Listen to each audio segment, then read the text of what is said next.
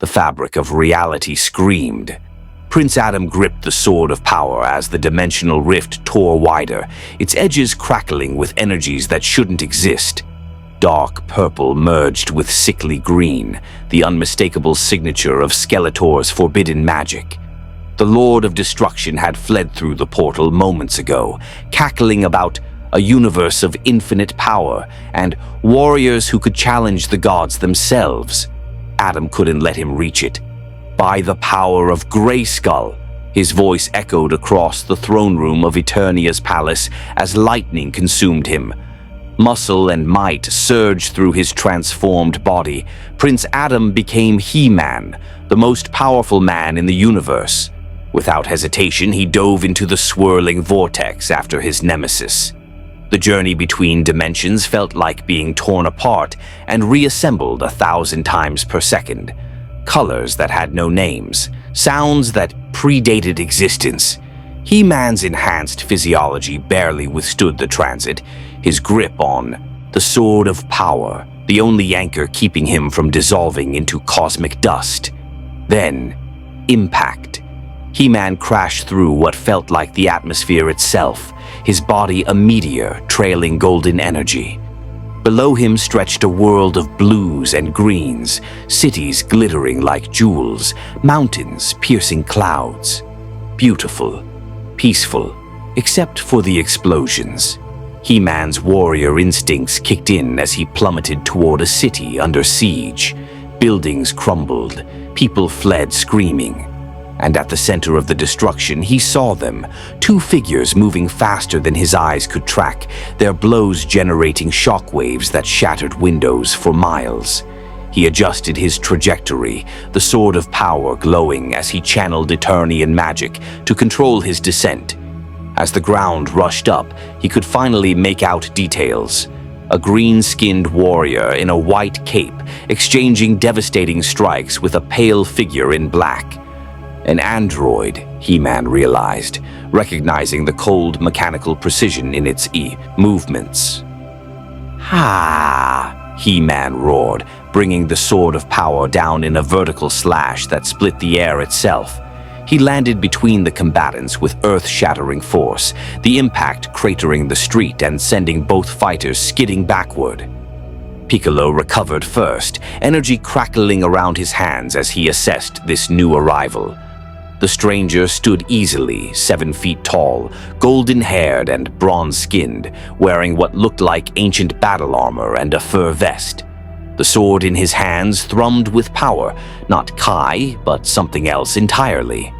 "Who are you?" Piccolo demanded, but his question was drowned out by a cold, emotionless voice. Interference detected. New target acquired. Android 17 stood, dusting off his vest with an expression of mild annoyance. "I was enjoying my fight with the Namekian. Now I'll have to destroy you both." He-Man's grip tightened on his sword. The android's power felt wrong, not evil exactly, but empty, hollow.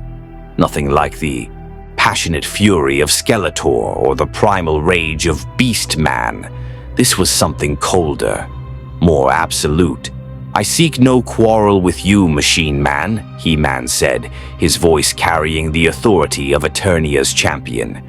"I pursue a villain who has fled to this world. Stand aside." Android 17 smiled. It didn't reach his eyes. "Machine Man, I like that. Tell you what, stranger, survive the next 10 seconds and I'll consider it." The android vanished. He-Man's combat-honed reflexes saved his life. He spun, the Sword of Power rising just in time to block a kick that would have decapitated him. The impact sent shockwaves through his arms. This android possessed strength, rivaling Eternia's mightiest warriors. But He-Man had held back the Snake Men, defeated Hordak, and challenged Skeletor 1,000 times. He would not fall here. He-Man pushed back, muscle and magic combining as he drove the android away. Before 17 could recover, He-Man was upon him, the Sword of Power sweeping in devastating arcs. Each strike carried the power to shatter mountains, and the android was forced to dodge, his expression shifting from amusement to genuine interest. "You're strong," Android 17 admitted, blocking a thrust that sent cracks spiderwebbing through the pavement beneath his feet. "Stronger than most humans, but—" "Special beam cannon." Piccolo's attack lanced through the air, a spiraling drill of yellow energy aimed directly at 17's back. The android twisted impossibly fast, catching the beam with one hand and deflecting it into the sky, where it detonated like a small sun. 2-on-1, Android 17's smile returned. "Now it's getting interesting." He-Man and Piccolo exchanged glances, a moment of understanding passing between warriors. Whatever their differences, whatever questions remained unanswered, they shared a common enemy. He-Man had fought alongside Man-at-Arms, Teela, and the Masters enough times to recognize a fellow soldier. Together they attacked. The battle became a blur of motion. Piccolo's energy blasts forced Android 17 to dodge, giving He-Man openings to press close with the Sword of Power. When the android tried to counter He-Man's strikes, Piccolo was there with another barrage. They moved with the practiced coordination of warriors who understood combat's fundamental rhythms, even if they'd never fought together before. But Android 17 was adapting. "Clever," the android said, catching He-Man's sword between his palms, an act that should have been impossible, that would have severed the hands of anyone without infinite Kai. "But I've fought the Z fighters for months. I know every trick, every strategy. What makes you think—" He-Man's headbutt interrupted him. The android staggered, genuinely surprised. In that moment of shock, He-Man channeled raw power through the Sword of Power, not a cutting edge, but a blast of pure Eternian magic. Golden energy erupted from the blade, engulfing Android 17 and sending him crashing through 3 buildings. Piccolo landed beside He-Man, breathing heavily. "What are you?" "My name is He-Man," he replied, keeping his eyes on the rubble where the android had fallen. "Champion of Eternia. I pursued an enemy to this world, a sorcerer of great evil. Have you seen?" "Ah ha ha ha. Did you truly think you could follow me, you muscle-bound fool?" The voice echoed across the battlefield, dripping with malice and dark amusement. He-Man's blood ran cold as a familiar figure materialized atop a damaged building, skull-faced, draped in purple and blue, staff crackling with eldritch power. Skeletor had already begun his work. "This universe," the Lord of Destruction continued, spreading his arms wide, "is a paradise of power. Warriors who move at light speed, beings who can destroy planets, and best of all," his eyes glowing pits of yellow hatred fixed on He-Man, "no sorceress to protect you, no Grayskull to give you sanctuary, just you, me, and an entire world of weapons to claim." Before He-Man could respond, Android 17 emerged from the rubble, his clothes torn but his body unmarked. "Another one? This day keeps getting better."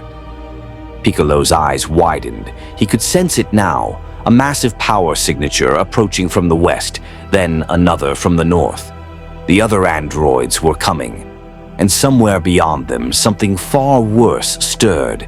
He-Man stood firm, the Sword of Power humming in his grip. He'd faced impossible odds before, but as he looked at Skeletor's triumphant grin, the android's cold smile, and felt the tremendous energies converging on this city, he realized that Eternia's battles might have been only preparation. The real war was about to begin. The standoff lasted 3 heartbeats. Piccolo's mind raced, calculating impossible odds. Android 17 stood ready to resume their battle. This He-Man character possessed strength unlike anything he'd encountered outside the Saiyans. And the skull-faced sorcerer radiated an energy signature so alien, so fundamentally different from Ki, that it made Piccolo's Namekian senses recoil. Then the equation became more complicated. 17. A female voice cut through the tension as Android 18 landed beside her brother, blonde hair whipping in the wind generated by her descent. Her blue eyes assessed the scene with predatory calculation. "We felt your power spike. Who are these?"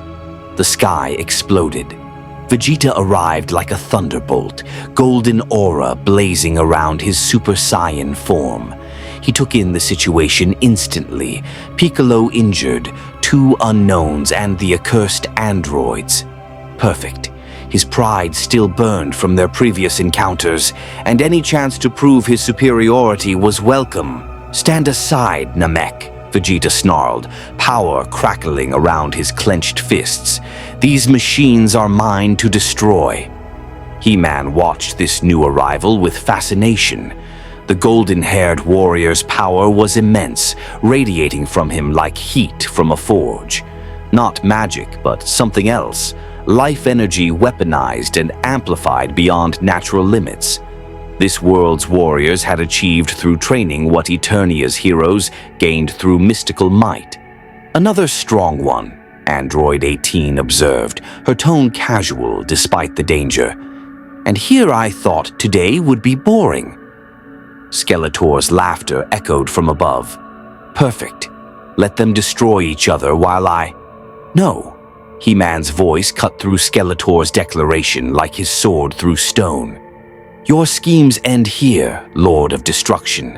I will not allow you to bring Eternia's evil to this innocent world." "Innocent?" Skeletor's eyes flared. "These innocents have warriors who could conquer the Council of Elders. Technology that makes even Triclops look primitive. This world is a treasure trove of power, and I will claim it all." The Overlord of Evil thrust his Havoc Staff skyward, and reality shuddered. Dark purple energy coalesced into a massive serpent of pure magic, a spell that had once nearly destroyed Castle Grayskull. It dove toward the assembled warriors with fangs that could pierce dimensions. He-Man moved without thought, the sword of power rising to meet the magical construct. When Blade met spell, the intersection generated a shockwave of golden light that pushed back Skeletor's magic. But the serpent was persistent, writhing and snapping, trying to find any gap in He-Man's defense. Final flash! Vegeta's attack came from nowhere, a massive yellow beam that vaporized Skeletor's magical serpent and continued toward the Lord of Destruction himself. Skeletor teleported at the last instant, reappearing on a different rooftop, his confidence slightly shaken. "Impressive," Skeletor admitted, eyeing Vegeta with new respect. "Such power without any mystical enhancement. Perhaps this world's warriors would make worthy thralls." "Thralls," Vegeta's aura intensified, rage overriding tactical sense. "I am the prince of all Saiyans. I bow to no one." Android 17 chose that moment to attack. The android blurred toward Vegeta, but He-Man intercepted, the sword of power deflecting a kick that would have caved in a mountain. The impact sent He-Man skidding backward, his boots carving trenches in the concrete, but he held firm. "Your quarrel is with me, android," He-Man said, muscles straining against the android's relentless pressure. "These others are in my way," Android 17 finished, breaking off to dodge an energy blast from Piccolo. "And I don't like things in my way." What followed was chaos. Android 18 engaged Vegeta, their speed creating sonic booms that shattered every window for miles. The Saiyan Prince's power was superior, but the android's infinite energy meant she could match him blow for blow without tiring. They carved a path of destruction through the city, Golden Key clashing with mechanical precision.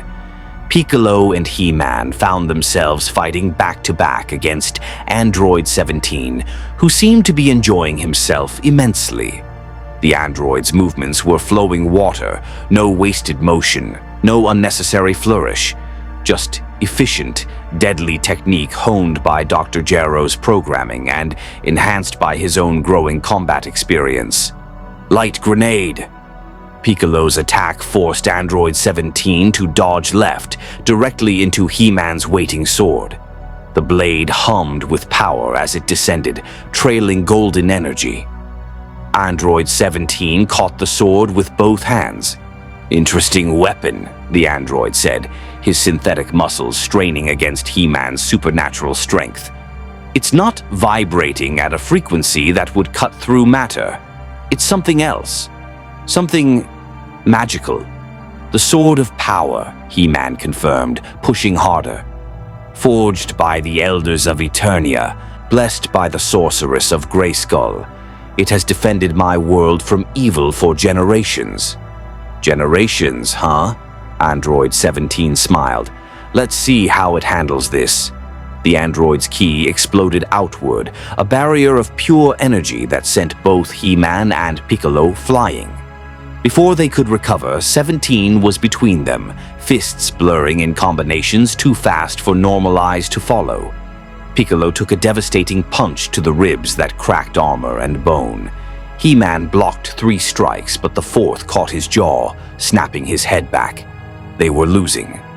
Above them, Skeletor watched with calculating interest, dark spells weaving between his fingers.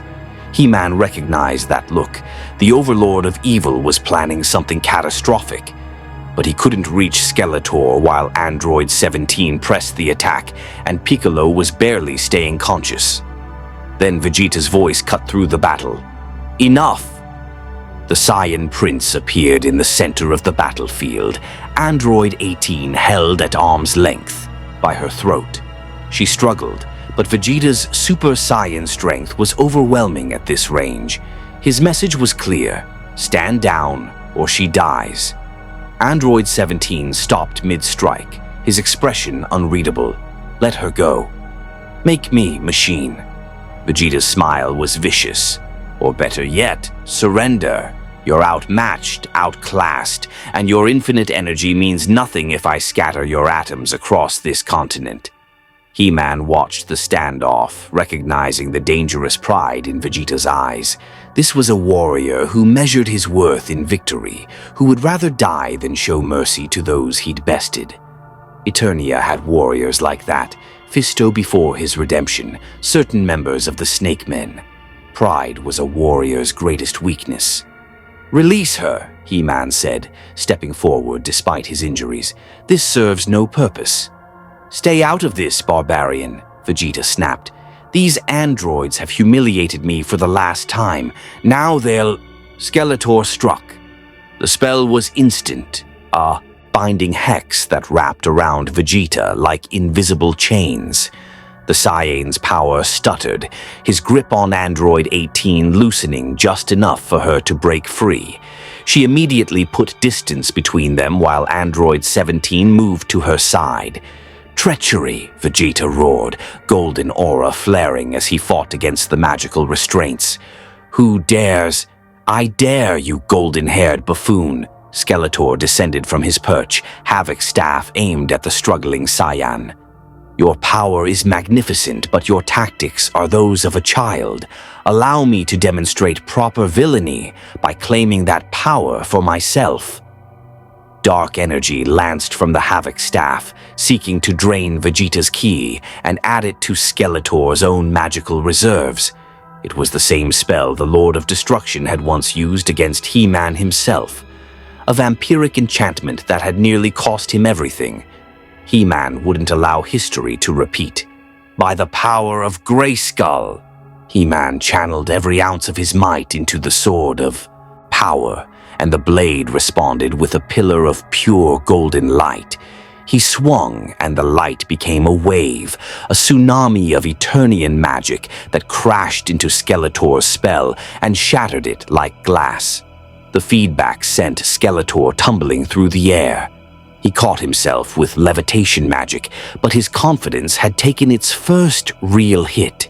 He-Man shouldn't have that much power this far from Grayskull, unless the Sword of Power itself contained more than Skeletor had realized.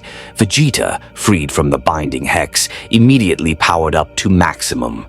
His aura became a raging inferno, energy crackling between his fingers as he prepared to annihilate everyone, androids, sorcerer, and barbarian alike. "Stop," Piccolo's voice carried surprising authority. "All of you, stop." Remarkably, they did. Perhaps it was exhaustion, perhaps curiosity, or perhaps they all recognized the truth in Piccolo's next words. "We have bigger problems than each other," Piccolo continued, his antennae twitching as he sensed something in the distance. "There's another power signature approaching, bigger than the androids, bigger than anything I've felt since—" His eyes widened. "It's Cell, and he's hunting." The name meant nothing to He-Man or Skeletor, but the fear in Piccolo's voice was unmistakable, and Vegeta's expression shifted from rage to something more calculating. "The bio-android," Vegeta muttered. "That thing Trunks warned us about." Android 17 and 18 exchanged glances. They'd heard whispers of Cell, another of Dr. Gero's creations, one designed to absorb them and achieve perfection. Skeletor's eyes gleamed with sudden interest. Bio-android, absorption, perfection. His skeletal grin widened. Oh, this world just became infinitely more interesting. He-Man felt the shift in the air, the temporary chaos of battle giving way to something more complex, alliances forming, enemies reassessing. And somewhere out there, a creature called Cell was hunting, seeking to absorb and evolve. "Piccolo," He-Man said, stepping beside the Namekian. "Tell me about this Cell. What are we facing?" Piccolo looked at the barbarian warrior, at his honest eyes and battle-ready stance, and made a decision. "Not here. We need to regroup, plan. If Cell absorbs the androids—" He didn't finish the sentence. He didn't need to. Vegeta scoffed but didn't fly away. Even his pride couldn't deny the tactical value of information. Skeletor floated at a distance, clearly intending to follow and learn what he could. And the androids? Android 17 shrugged. "Might as well hear what the fuss is about. Besides, I'm curious about you, He-Man. You fight like you're from another world entirely." "That's because I am," He-Man replied simply. "And I need to find a way home. But not before I stop Skeletor from whatever scheme he's brewing." "Then it seems," Piccolo said, "we have temporary common ground. There's someone who can explain everything, and she's got the technology to maybe send you home. Her name is Bulma Brief, and her compound is west of here." He-Man nodded, sheathing the sword of power on his back. Around him, the strangest alliance of his life was forming. Green-skinned warriors, golden-haired princes, androids with infinite power, and his eternal nemesis watching from the shadows. Eternia's battles had been clear-cut, heroes versus villains, light versus dark. But this world, this Earth, operated under more complex rules. Here, he would need more than strength. He would need wisdom. Capsule Corporation rose against the skyline like a monument to human ingenuity. A massive dome emblazoned with the company logo, surrounded by research facilities that could have housed entire kingdoms. He-Man found himself impressed despite his weariness. Eternia possessed advanced technology, yes, but nothing quite like this fusion of science and civilian comfort. The journey had been tense. Vegeta flew ahead, his golden aura leaving a trail across the sky like a comet. Piccolo carried He-Man, the Namekian's flight technique proving far more efficient than walking. The androids followed at a distance, close enough to remain part of the group, far enough to escape if necessary. And somewhere behind them, invisible but definitely present, Skeletor shadowed their movements. He-Man could feel his nemesis's presence like an itch between his shoulder blades. They landed in a courtyard where a woman with blue hair was already waiting, arms crossed, foot tapping impatiently. Bulma Brief, heiress to the Capsule Corporation fortune and, He-Man would soon learn, one of Earth's greatest scientific minds. "About time," Bulma said, but her irritation melted into curiosity when she saw He-Man. Okay, who's the barbarian cosplayer, and why does he look like he walked off the set of a fantasy movie? Barbarian? He-Man echoed, genuinely confused. I am the champion of Eternia, defender of… Yeah, heard it all before. Bulma walked around him like a scientist examining a specimen. But that sword, that's not normal metal. Piccolo, tell me you scanned this guy. Bulma, Piccolo said, his tone carrying a warning. This is serious. He-Man is from another dimension. He followed an enemy here, a sorcerer called Skeletor. And before you ask, yes, real magic. I've seen it. That got her attention. Bulma's scientific mind immediately began cataloging impossibilities, but she'd witnessed too many world-ending crises to dismiss anything outright. Another dimension, great. As if Cell wasn't enough to deal with, she gestured toward the compound. Get inside, all of you. We need to talk strategy. The interior of Capsule Corp was as impressive as its exterior. Clean white walls, holographic displays, and technology that made even He-Man's enhanced intellect struggle to comprehend. Bulma led them to a conference room where a large screen displayed what looked like a map of Earth, dotted with moving indicators. Vegeta immediately gravitated toward a gravity chamber control panel, clearly intending to train rather than strategize. But Bulma's glare froze him mid-step. Sit. Down. Vegeta. The Prince of all Saiyans actually obeyed, though his scowl could have melted steel. Androids 17 and 18 lingered near the door, ready to bolt. They weren't enemies at the moment, but trust was a luxury no one could afford. Right, Bulma said, pulling up new data on the screen. For our dimension-hopping friend, quick summary. Earth is under threat from a bio-android called Cell, created by Dr. Gero, the same genius who made androids 16, 17, and 18. Cell is designed to absorb the androids and achieve what Gero called perfection. If that happens, he'll be unstoppable. She tapped a button and images appeared. Surveillance footage of a creature that made He-Man's skin crawl. Cell looked like an insectoid nightmare, green and black carapace, segmented tail with a stinger tip.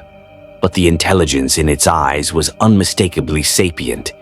He's already absorbed thousands of humans, Piccolo added quietly.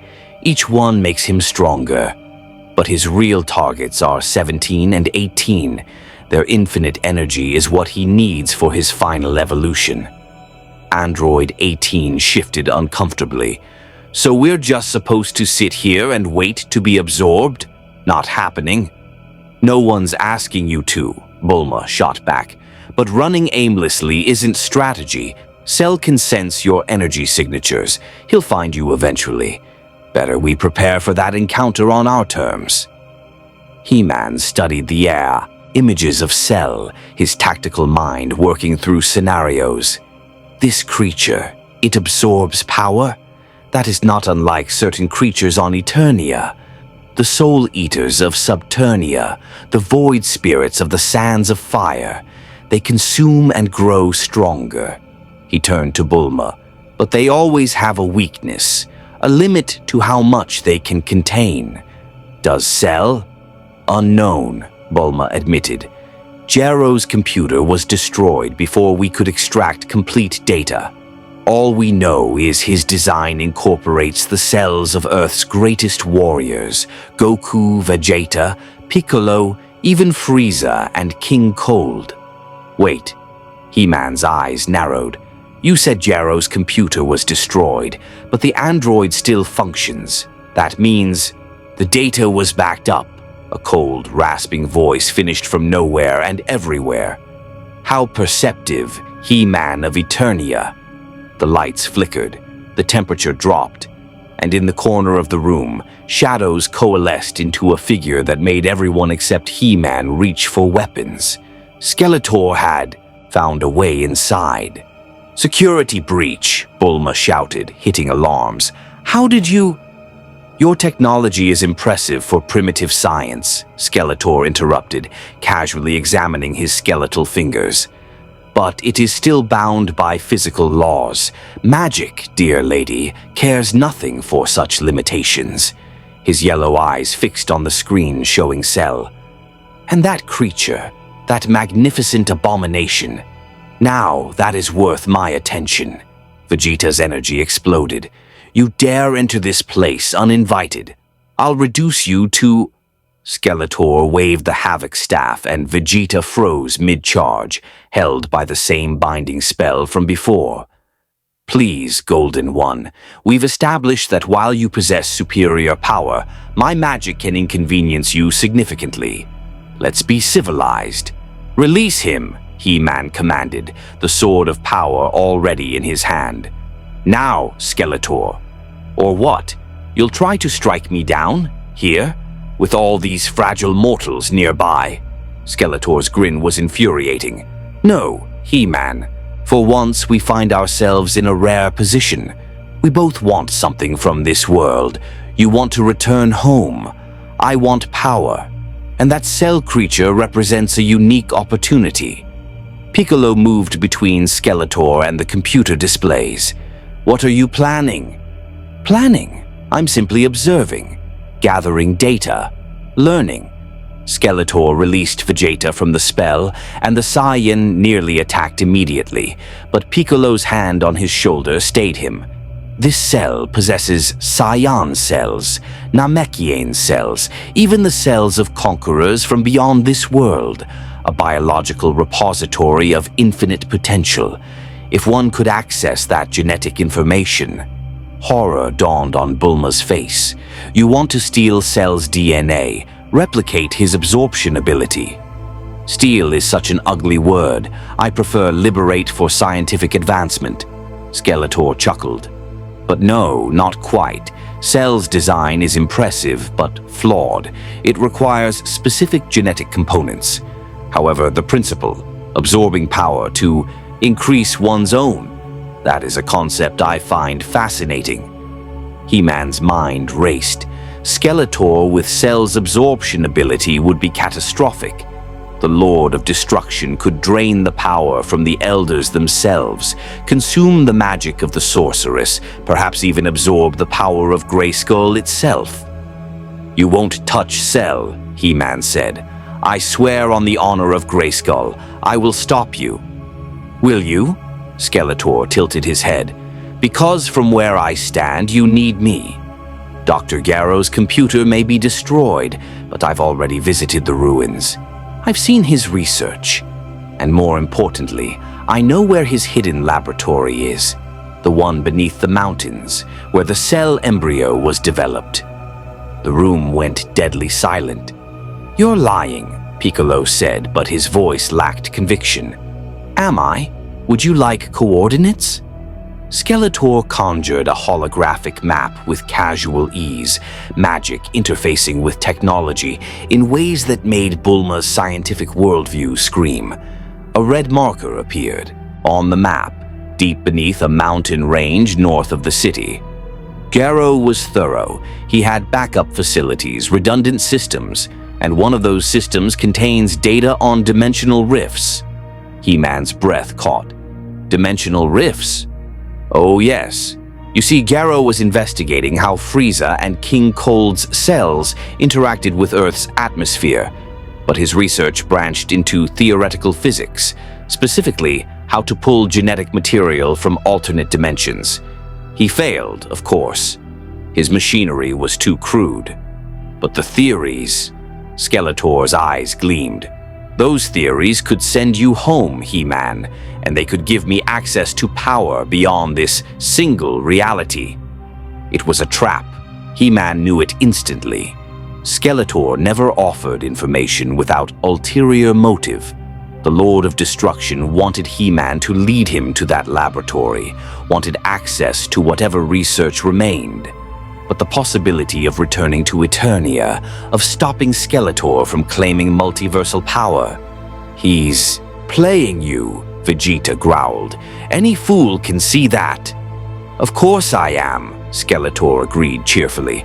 "But the question is, can you afford to ignore the opportunity? While you debate, Cell grows stronger. While you hesitate, I could simply visit that laboratory alone, claim whatever I find, and then you'll have two threats to manage instead of one." Android 17 spoke up, his tone thoughtful. "He's got a point.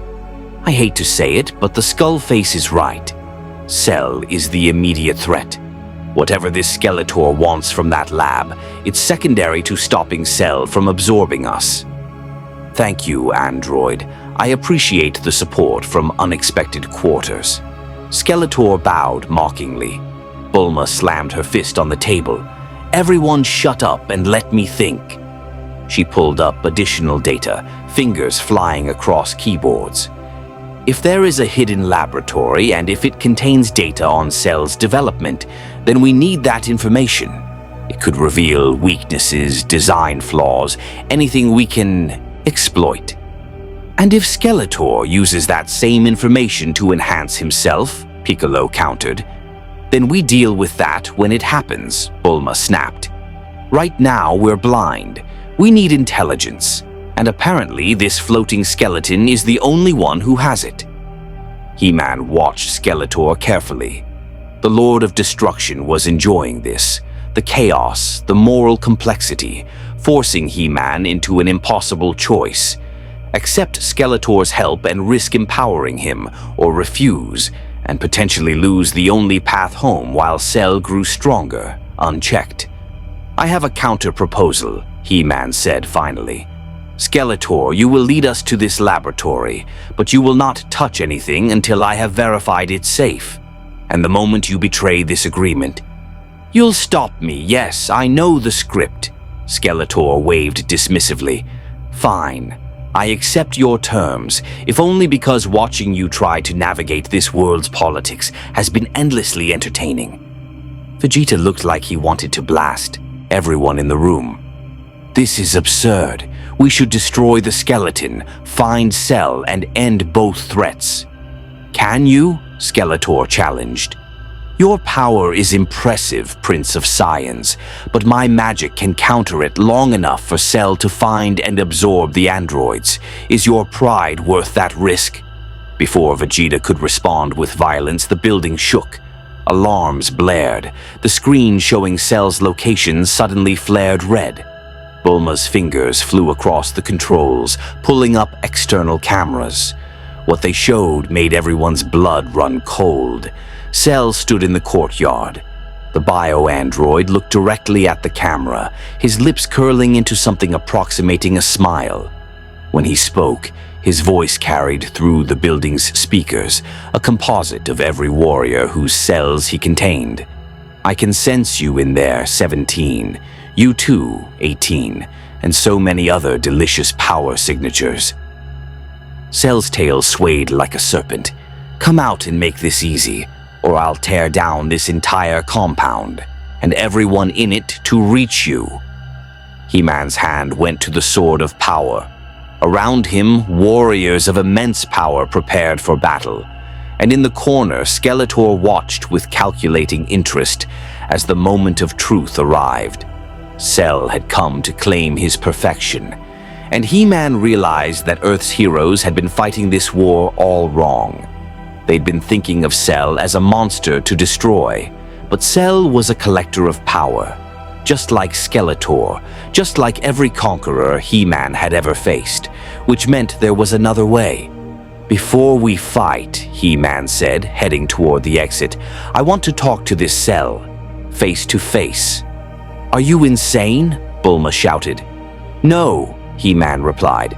"I'm Eternian, and I've learned that sometimes the strongest warriors are the loneliest. Cell seeks perfection. Perhaps we can show him a different path." Skeletor's laughter followed him out. "Oh, this is going to be delicious." He-Man ignored him, stepping into the courtyard alone, the sword of power sheathed but ready. Cell watched his approach with predatory interest, the bio-android's power radiating like a physical force. "And who?" Cell asked. "Might you be?" "My name is He-Man," he replied, "and I think you and I need to talk about what perfection truly means." Cell regarded He-Man with the careful attention of a connoisseur examining fine art. The bio-android's tail swayed hypnotically, its stinger tip gleaming with deadly promise. Around them, the Capsule Corp courtyard had fallen into tense silence, the calm before annihilation. "He-Man," Cell repeated, tasting the name. "How delightfully archaic. You carry yourself like a warrior from ancient mythology, yet you stand before me without fear. Either you're extraordinarily brave or catastrophically foolish." He-Man kept his hand away from the sword of power, using every lesson the sorceress had taught him about diplomacy. Some battles were won with words before the first blow was struck. "I'm told you seek perfection." "Told?" Cell's lips curled. "You've only just arrived in this world, if my analysis is correct. Yet you speak as if you understand my purpose." "I understand seekers," He-Man replied calmly. "In my world, there exists a being named Skeletor. He has spent decades pursuing ultimate power, believing that if he could only claim one more artifact, conquer one more kingdom, steal one more source of magic, he would finally achieve the perfection he craves." He-Man's eyes met Cell's without flinching. "He remains imperfect, not because he lacks power, but because he mistakes accumulation for fulfillment." Cell's expression shifted, irritation flickering across his insectoid features. "You dare compare me to some petty sorcerer? I am the ultimate creation of Dr. Gero, the culmination of Earth's greatest warriors. My perfection is not philosophical, it is biological certainty. Once I absorb androids 17 and 18, I will become—" "What?" He-Man interrupted. "Stronger, faster, more complete." He gestured to the compound behind him, where Earth's defenders watched. "And then what? You will have achieved your programmed purpose. What comes after perfection, Cell?" The bio-android fell silent. It was a question he had never considered, his existence defined entirely by the drive toward a single goal. Dr. Gero had programmed purpose without meaning, power without direction. Inside Capsule Corp, Bulma whispered, "Is he seriously trying to philosophize with a killing machine?" "It's working," Piccolo observed, his Namekian hearing catching the uncertainty in Cell's silence. Cell has never been questioned about his purpose. He's only been fought or feared. Vegeta scoffed. "Weakness. The barbarian shows mercy to something that deserves none." But Android 17 was transfixed. "He's asking Cell the same question I've been asking myself," the android muttered. "Why exist if all we do is fight? What's the point of infinite energy if there's nothing meaningful to use it for?" Skeletor, still lurking in the shadows, watched with calculating interest. "Clever, He-Man. Very clever. But words alone won't stop Cell. Not when his programming demands those androids." Outside, Cell's tail had stopped swaying. "After perfection, I will do as perfect beings do. I will test myself against this universe's champions. I will prove that Dr. Gero's genius surpasses even the gods themselves. I will—" "You will continue the cycle," He-Man finished. "Fight, conquer, prove superiority. Then what? Fight stronger opponents? Conquer larger territories? It's an endless chase, Cell. Perfection without purpose is just another form of emptiness." "You speak as if you know this personally," Cell observed. He-Man nodded slowly. "In a way, I do. I possess the power of Grayskull, strength beyond measure, granted by ancient magic. For years, I believed that power itself was enough. That if I was strong enough, fast enough, skilled enough, I could protect everyone I loved." His hand touched the sword of power's hilt. "But I learned that true strength isn't about capability. It's about choice, about using power to build rather than destroy, to heal rather than harm. Philosophical drivel, Cell dismissed, but his voice lacked conviction. You sound like the Namekian, all wisdom and restraint, ignoring the fundamental truth that power defines reality. The strong survive, the weak perish. Dr. Garrow understood this. He created me to be the strongest, and therefore the most real. Then why do you still seek the androids? He-Man challenged. If you are already strong, why do you need their power? Could it be that Dr. Garrow's programming contains a flaw, an insatiable hunger that can never truly be satisfied? Cell's aura flared, emerald energy crackling around his body like captured lightning. The temperature spiked. The ground beneath his feet began to crack from the pressure of his Kai. You dare suggest I am flawed? I suggest you are incomplete, He-Man corrected, standing firm despite the overwhelming power washing over him. Not because you lack Android 17 and 18's energy, but because you've never been allowed to choose your own path. You are a masterpiece, Cell, but you're a masterpiece created by someone else's vision. When will you define perfection for yourself? The silence that followed could have shattered glass. Then Cell laughed, a sound like breaking crystal mixed with grinding gears. You are either the wisest fool I've encountered or the most foolish sage, but you've succeeded in amusing me, He-Man, so I will offer you a proposition. I'm listening. You claim to possess power beyond measure. Very well, demonstrate it. Fight me, not to the death, but as a test. Cell's smile widened, revealing too many teeth. If you can withstand me for 5 minutes without accessing those androids hiding behind you, I will consider your words.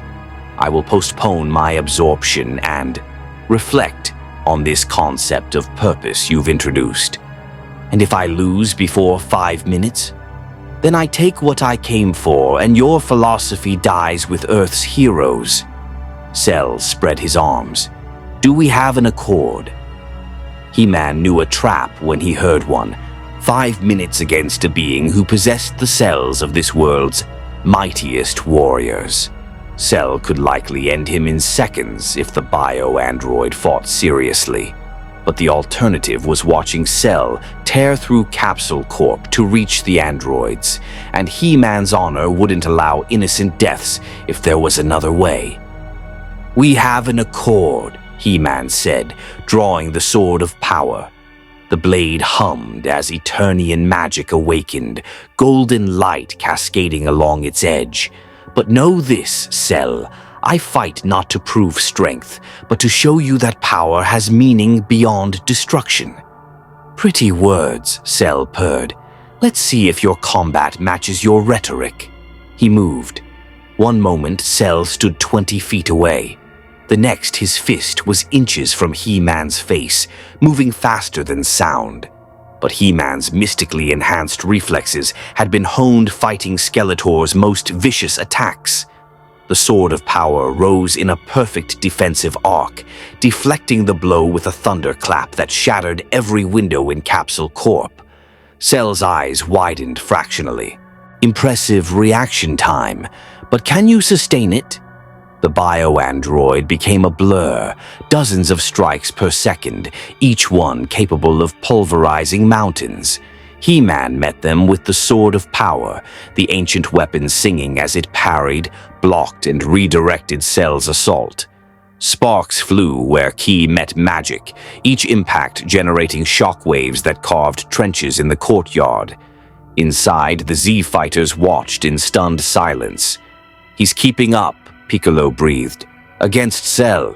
How is that possible? That sword, Bulma said, her scientist mind analyzing the impossible. It's not just deflecting Cell's attacks, it's disrupting the Ki around the impact points. Look at the energy dispersal patterns. She was right.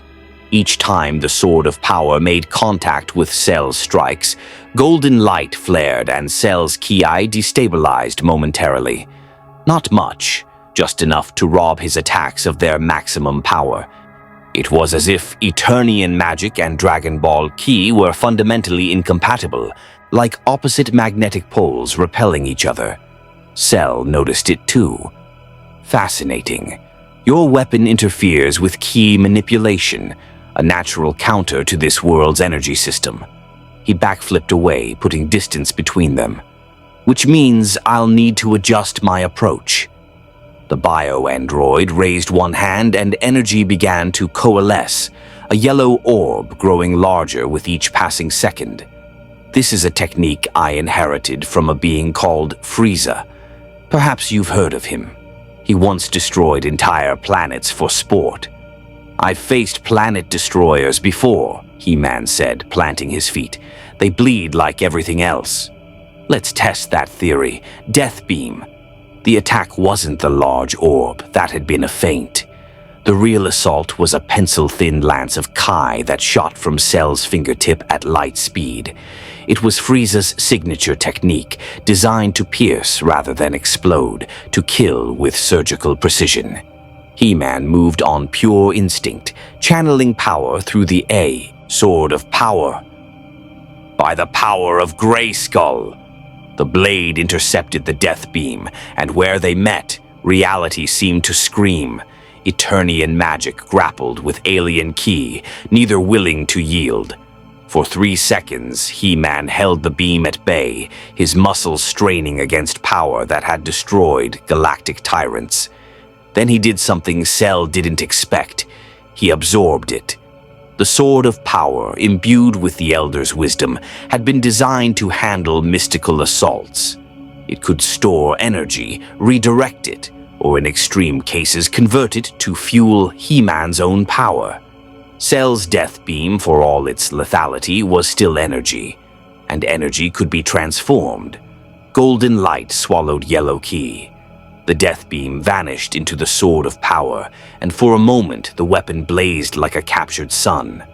Impossible, Cell whispered. He-Man released the stored energy in a single devastating slash.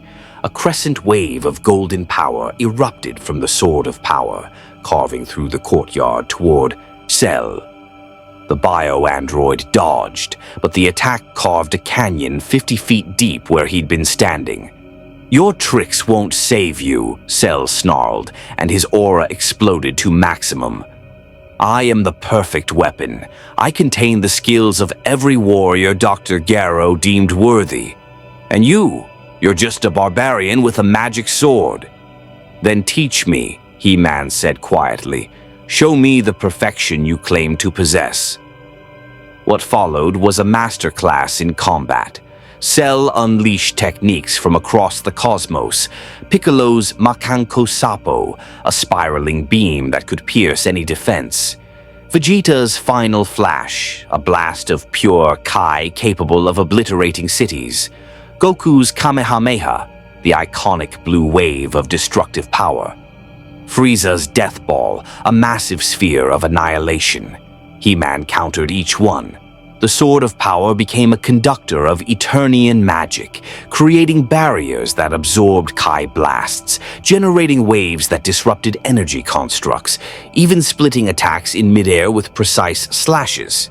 He moved with the grace of a born warrior, enhanced by mystical might, his combat instincts honed by decades of defending Eternia. But Cell was adapting. Each exchange taught the bio-android more about He-Man's fighting style. Cell began predicting the Sword of Power's movements, finding gaps in He-Man's defense. A kick slipped through, catching He-Man's ribs. A follow-up punch snapped his head back. Cell's tail whipped around, the stinger scoring a line across He-Man's shoulder. Pain bloomed. He-Man's enhanced physiology prevented serious injury, but Cell's power was undeniable. This creature could destroy him if the fight continued much longer. 3 minutes, Cell announced. You've survived 3 minutes, He-Man. An impressive feat. But you're tiring. Your magic, powerful as it is, cannot match infinite Kai. You will fall. And when you do, I'll collect my androids and achieve the perfection you claim I don't need. He-Man's breath came hard. Cell was right. Maintaining this level of defense was exhausting. The Sword of Power could only do so much against an opponent who literally possessed infinite energy reserves and the combat experience of a dozen legendary warriors. But He-Man hadn't been trying to win. He'd been buying time. "You've taught me much, Cell," He-Man said, lowering the Sword of Power slightly. "Your skill is remarkable, your power undeniable. But in these 3 minutes, have you learned anything? Have you grown? Or have you simply demonstrated what Dr. Garrow already programmed into you?" Cell paused mid-advance. "What are you implying?" "That you fought brilliantly, but without evolution. Every technique, every combination, they're all copied from others. Where is your technique, Cell? What move have you created that defines perfection as you understand it?" The bio-android's expression flickered. Something that might have been doubt or perhaps recognition. I am the synthesis of the greatest warriors. Their techniques are perfection." "Their techniques make you powerful," He-Man corrected, "but not unique, not truly perfect. Perfection would be creating something new, something that belongs only to you." "Enough philosophy," Cell's aura flared again. "You've stalled well, but your time is up. 4 minutes. And in the final minute, I'll show you the futility of solar flare." The voice came from above. Krillin, having arrived via instant transmission with Tien and Yamcha, unleashed the blinding technique directly into Cell's face. The bio-android recoiled, momentarily disoriented, and in that instant, Androids 17 and 18 burst from Capsule Corp. "Sorry, Cell," Android 17 called out, already moving at top speed. "But the Barbarian made some good points. We're not ready to be absorbed today." The androids vanished into the distance, their infinite energy making them nearly impossible to track once they put space between themselves and pursuers. Cell's vision cleared just in time to see them disappear over the horizon. "No!" Cell's roar shook the earth. "You let them escape, all of you!" His eyes fixed on He-Man with undiluted hatred. "This was your plan all along. Distract me with words while they fled." "No," He-Man said honestly. "I genuinely wanted you to consider another path. But I won't apologize for protecting innocent lives. If you must have an enemy, Cell, let it be me." Cell's power exploded, his aura becoming a pillar of green energy that reached the clouds. "You will regret this, He-Man of Eternia. When I find those androids and achieve my perfect form, you will be the first one I destroy, slowly, painfully, while your philosophy burns with you." The bio-android shot into the sky, following the android's energy trail. Within seconds, he was gone, leaving only destruction in his wake. He-Man stood in the ruined courtyard, the Sword of Power still humming with residual energy. He'd survived, barely, but he'd also learned something crucial. Cell could be reasoned with, even if only for moments. That meant the bio-android wasn't just a mindless weapon, which made him far more dangerous than any monster. "That," Bulma said, emerging from the compound with the others, "was either the bravest or stupidest thing I've ever seen." "Both," Vegeta muttered.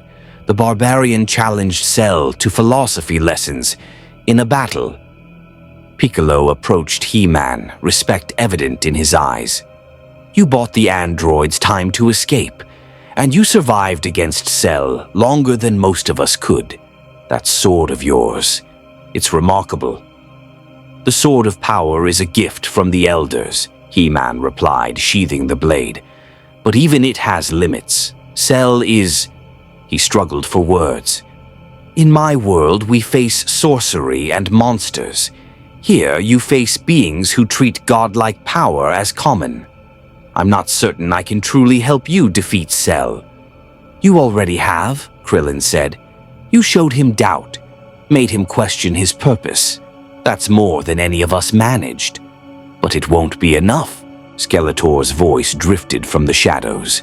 The Lord of Destruction materialized fully, his skeletal grin somehow wider than before. Cell will find those androids eventually, and when he does, he'll achieve his perfect form. Then your philosophy, He-Man, will mean nothing. Which is why, He-Man said, turning to face his nemesis, you're going to take us to that hidden laboratory, now, before Cell becomes unstoppable. Skeletor's eyes gleamed. Oh, I was hoping you'd say that, because I've been thinking, He-Man. What if Cell isn't the only threat we need to worry about? What if there's something else in that laboratory, something Dr. Gero never finished, something that could change everything? What are you talking about? Bulma demanded. Patience, my dear scientist, all will be revealed. Skeletor gestured dramatically. The laboratory awaits, along with secrets that will make today's battle look like a children's sparring match. Who's ready for a field trip? He-Man exchanged glances with Piccolo and the others. They all knew this was a trap. Skeletor never offered help without hidden motives. But Cell was hunting the androids. Time was running out. And somewhere in the mountains, answers waited. About dimensional rifts, about He-Man's path home, and about whatever horrors Dr. Gero had left behind. We go together, He-Man decided. All of us. And Skeletor, if you betray us, I will find a way to destroy you permanently, even if I must remain in this dimension forever to do it. Such passion, such dedication, Skeletor applauded mockingly. This is why I love you, He-Man. You make even threats sound noble. As the group prepared for the journey north, He-Man allowed himself one moment of doubt. He'd come to this world pursuing Skeletor, intending to stop him and return home. But now he was embroiled in a conflict that could destroy this entire planet. Cell sought perfection through absorption. Skeletor sought power through treachery. And somewhere, androids 17 and 18 were running for their lives. The sword of power pulsed with warmth at his side, the Elder's way of reminding him that duty transcended dimensions. He-Man, champion of Eternia, had sworn to protect the innocent wherever evil threatened. Even if that meant protecting a world not his own, even if it meant never going home. The journey to Dr. Gero's hidden laboratory took them deep into mountain ranges that reminded He-Man of Eternia's ice mountains, jagged peaks that pierced clouds, valleys shrouded in perpetual shadow. The team traveled in an aircraft Bulma had modified for stealth, its engines whisper quiet against the howling wind. Inside the cramped cabin, tension was thick enough to cut. Vegeta stood apart from everyone, arms crossed, his pride still wounded from accepting help. Piccolo meditated near the cockpit, his antennae occasionally twitching as he monitored for Cell's energy signature. Krillin, Tien, and Yamcha occupied the rear, checking their equipment with the nervous efficiency of soldiers who'd survived too many battles. Bulma piloted, her fingers dancing across holographic controls while she muttered about energy readings and dimensional anomalies. And Skeletor. Skeletor floated cross-legged in the center of the cabin, the Havoc staff resting across his lap, that eternal grin never wavering. He-Man watched his nemesis carefully. The Lord of Destruction had been suspiciously cooperative since they'd departed Capsule Corp. No schemes, no attacks, no attempts to seize control, which meant whatever Skeletor wanted from that laboratory was valuable enough to warrant patience. "We're approaching the coordinates," Bulma announced, "but I'm getting weird readings. The rock formations are dense with some kind of energy signature. Not Ki exactly, but..." She frowned at her instruments. "It's like the mountain itself is shielded." Dr. Gero was paranoid, Piccolo said. He'd have buried his most important work under layers of protection, natural and artificial. Skeletor chuckled. "Oh, it's more than that, Namekian. Gero dabbled in forces he barely understood. I can sense residual energies down there, technology attempting to mimic magic, creating distortions in reality itself. crude, but effective for keeping out unwanted visitors. "Can you disable it?" He-Man asked. "I could, but why spoil the surprise?" Skeletor's eyes gleamed. "Besides, I suspect your brute strength and that glowing sword will suffice. Consider it team building." Before He-Man could respond, Bulma's instruments screamed warnings. "Incoming! Something's—" The aircraft lurched violently as a green energy blast tore through the starboard wing. Alarms wailed, the cabin filled with smoke. Through the viewport, He-Man saw him, Cell, hovering in midair, his aura blazing like emerald fire. "Did you truly think I wouldn't track your pathetic aircraft?" Cell's voice carried despite the wind. "I may not have found the androids yet, but I found something better. All of you conveniently gathered for extermination." "He must have been following us," Krillin shouted over the chaos. "No," Piccolo said grimly. "He was tracking Skeletor's magical signature. We led him right to us." Skeletor spread his hands innocently.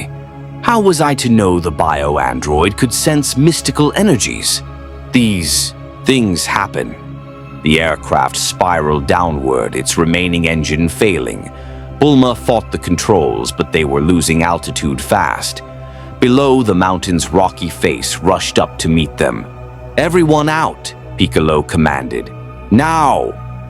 The Z-fighters erupted from the dying aircraft, their ki flaring as they took flight. He-Man grabbed Bulma, the only one who couldn't fly, and leaped clear just as the aircraft exploded. They tumbled through the air, but He-Man managed to angle their fall toward a snowy outcropping. They hit hard, snow cushioning the impact, and rolled to a stop.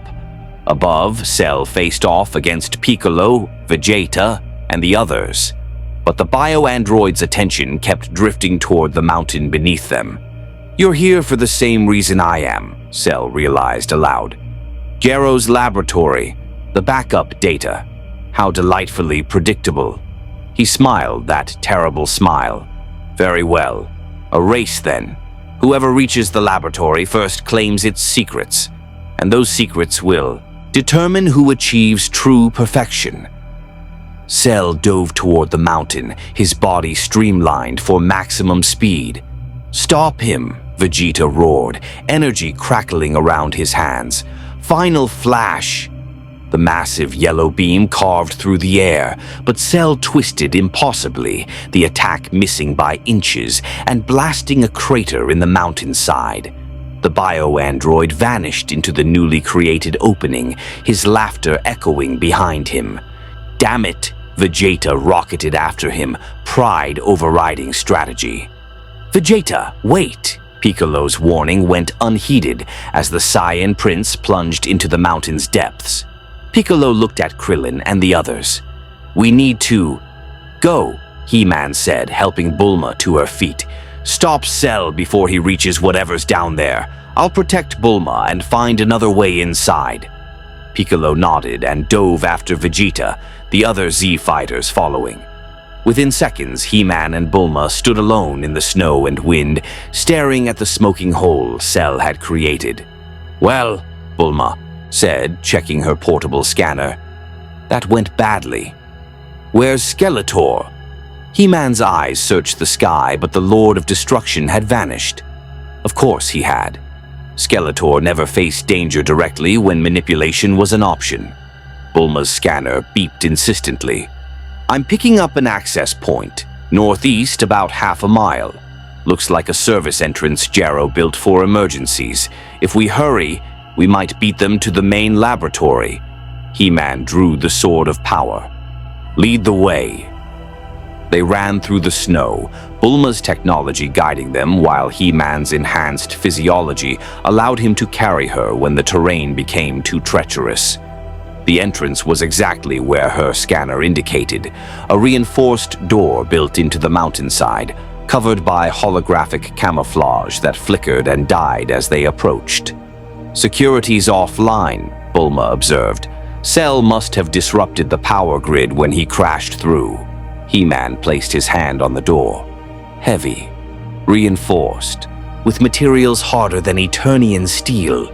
But the Sword of Power hummed with power, and He-Man channeled his strength through the blade.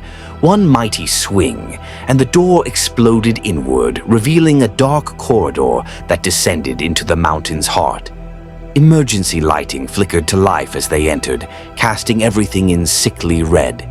The walls were lined with cables and conduits, technology from an era that had pursued power without wisdom. He-Man could feel it, the same cold emptiness that radiated from Cell, the same absence of conscience that defined Dr. Garrow's work. "This way," Bulma whispered, her scanner providing navigation. "The main laboratory should be 3 levels down. But He-Man, be careful. If Garrow left automated defenses, they could—" The floor exploded upward. A mechanical monstrosity erupted from below. 8 feet of steel and circuits, shaped vaguely humanoid, but covered in weapons. Its eyes glowed red as targeting systems locked onto He-Man and Bulma. "Intruders detected," it announced in a flat, emotionless voice. "Initiating termination protocol." He-Man pushed Bulma behind him as the machine opened fire. Energy blasts filled the corridor, each one powerful enough to vaporize a human. The Sword of Power became a blur as He-Man deflected the barrage, golden light meeting red energy in cascading sparks. "That's a Jarrow defense unit," Bulma shouted over the chaos. "They're designed to kill anything that gets past the main security. How do I stop it?" "Destroy the core, center mass about 2 feet below the head," He-Man charged. The defense unit met him with extending arms that became drills, spinning at speeds that could pierce tank armor. He-Man ducked under the first, severed the second with the Sword of Power, and drove his shoulder into the machine's chest. Metal screamed, circuits sparked, but the machine didn't fall. Instead, it wrapped its remaining arm around He-Man, crushing force designed to compact steel. He-Man's ribs creaked under the pressure, his enhanced physiology the only thing preventing immediate death. The machine's eyes glowed brighter as it prepared to self-destruct, taking He-Man with it. "By the power of Grayskull," He-Man roared, channeling every ounce of strength through his body. Muscles enhanced by ancient magic swelled, and with a sound like tearing metal, he broke the machine's grip. The Sword of Power came up in a perfect vertical slash, splitting the defense unit from groin to skull. The machine's core sparked once, twice, then exploded in a shower of components and burning oil. He-Man stood in the wreckage, breathing hard. "Are there more?" Bulma checked her scanner, her hands shaking. 3 more between us and the laboratory. And He-Man? That was the weakest model. He-Man tightened his grip on the Sword of Power. "Then we move fast. Can you disable them remotely?" "Not without access to Jarrow's main computer, which is in the laboratory we're trying to reach."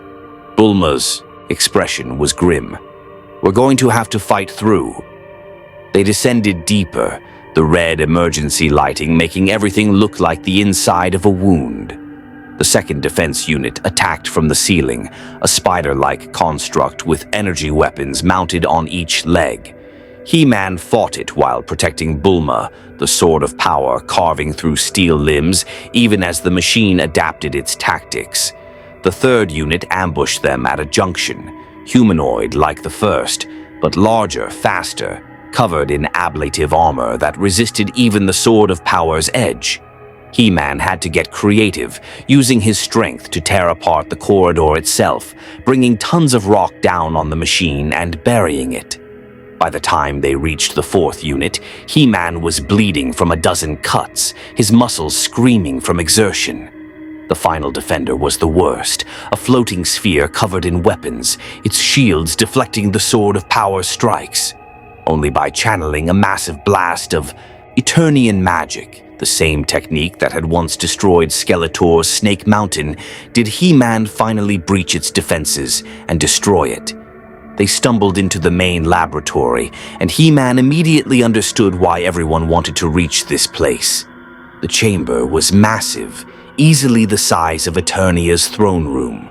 Computer banks lined every wall, their displays showing schematics, genetic sequences, and formulas that made Bulma's eyes widen with horrified fascination. In the center stood a massive cylindrical chamber, its glass walls fogged with condensation. And inside that chamber, floating in green liquid, was another cell embryo. "Oh no," Bulma whispered. Jarrow made a backup, a second cell, still in development.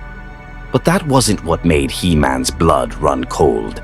On the far side of the laboratory, Cell stood before a computer terminal, his fingers moving across holographic controls with practiced ease. The bio-android looked up as they entered, his smile triumphant. "He-Man, Ms. Brief, how kind of you to join me." Cell gestured to the screens around him. Dr. Jarrow's files are quite illuminating. Plans for additional androids, formulas for enhancing biological systems, and most interesting of all, his eyes gleamed, data on dimensional rifts and interdimensional energy signatures. It seems the good doctor was more ambitious than anyone realized. Before He-Man could respond, Vegeta burst through another entrance, followed by Piccolo and the others. The Saiyan prince looked ready to attack immediately, but Piccolo held up a hand. "Wait," the Namekian said.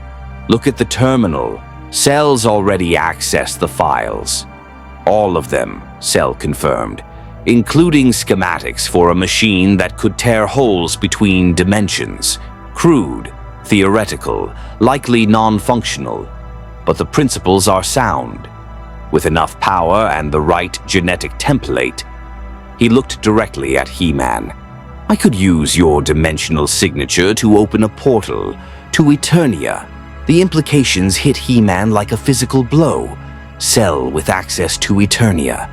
The bio-android could absorb mystical beings, consume the power of Grayskull itself, become something beyond anyone's ability to stop. "I won't let you," He-Man said quietly. "You couldn't stop me if you tried," Cell replied. "But fortunately for you, I'm not interested in Eternia. Not yet.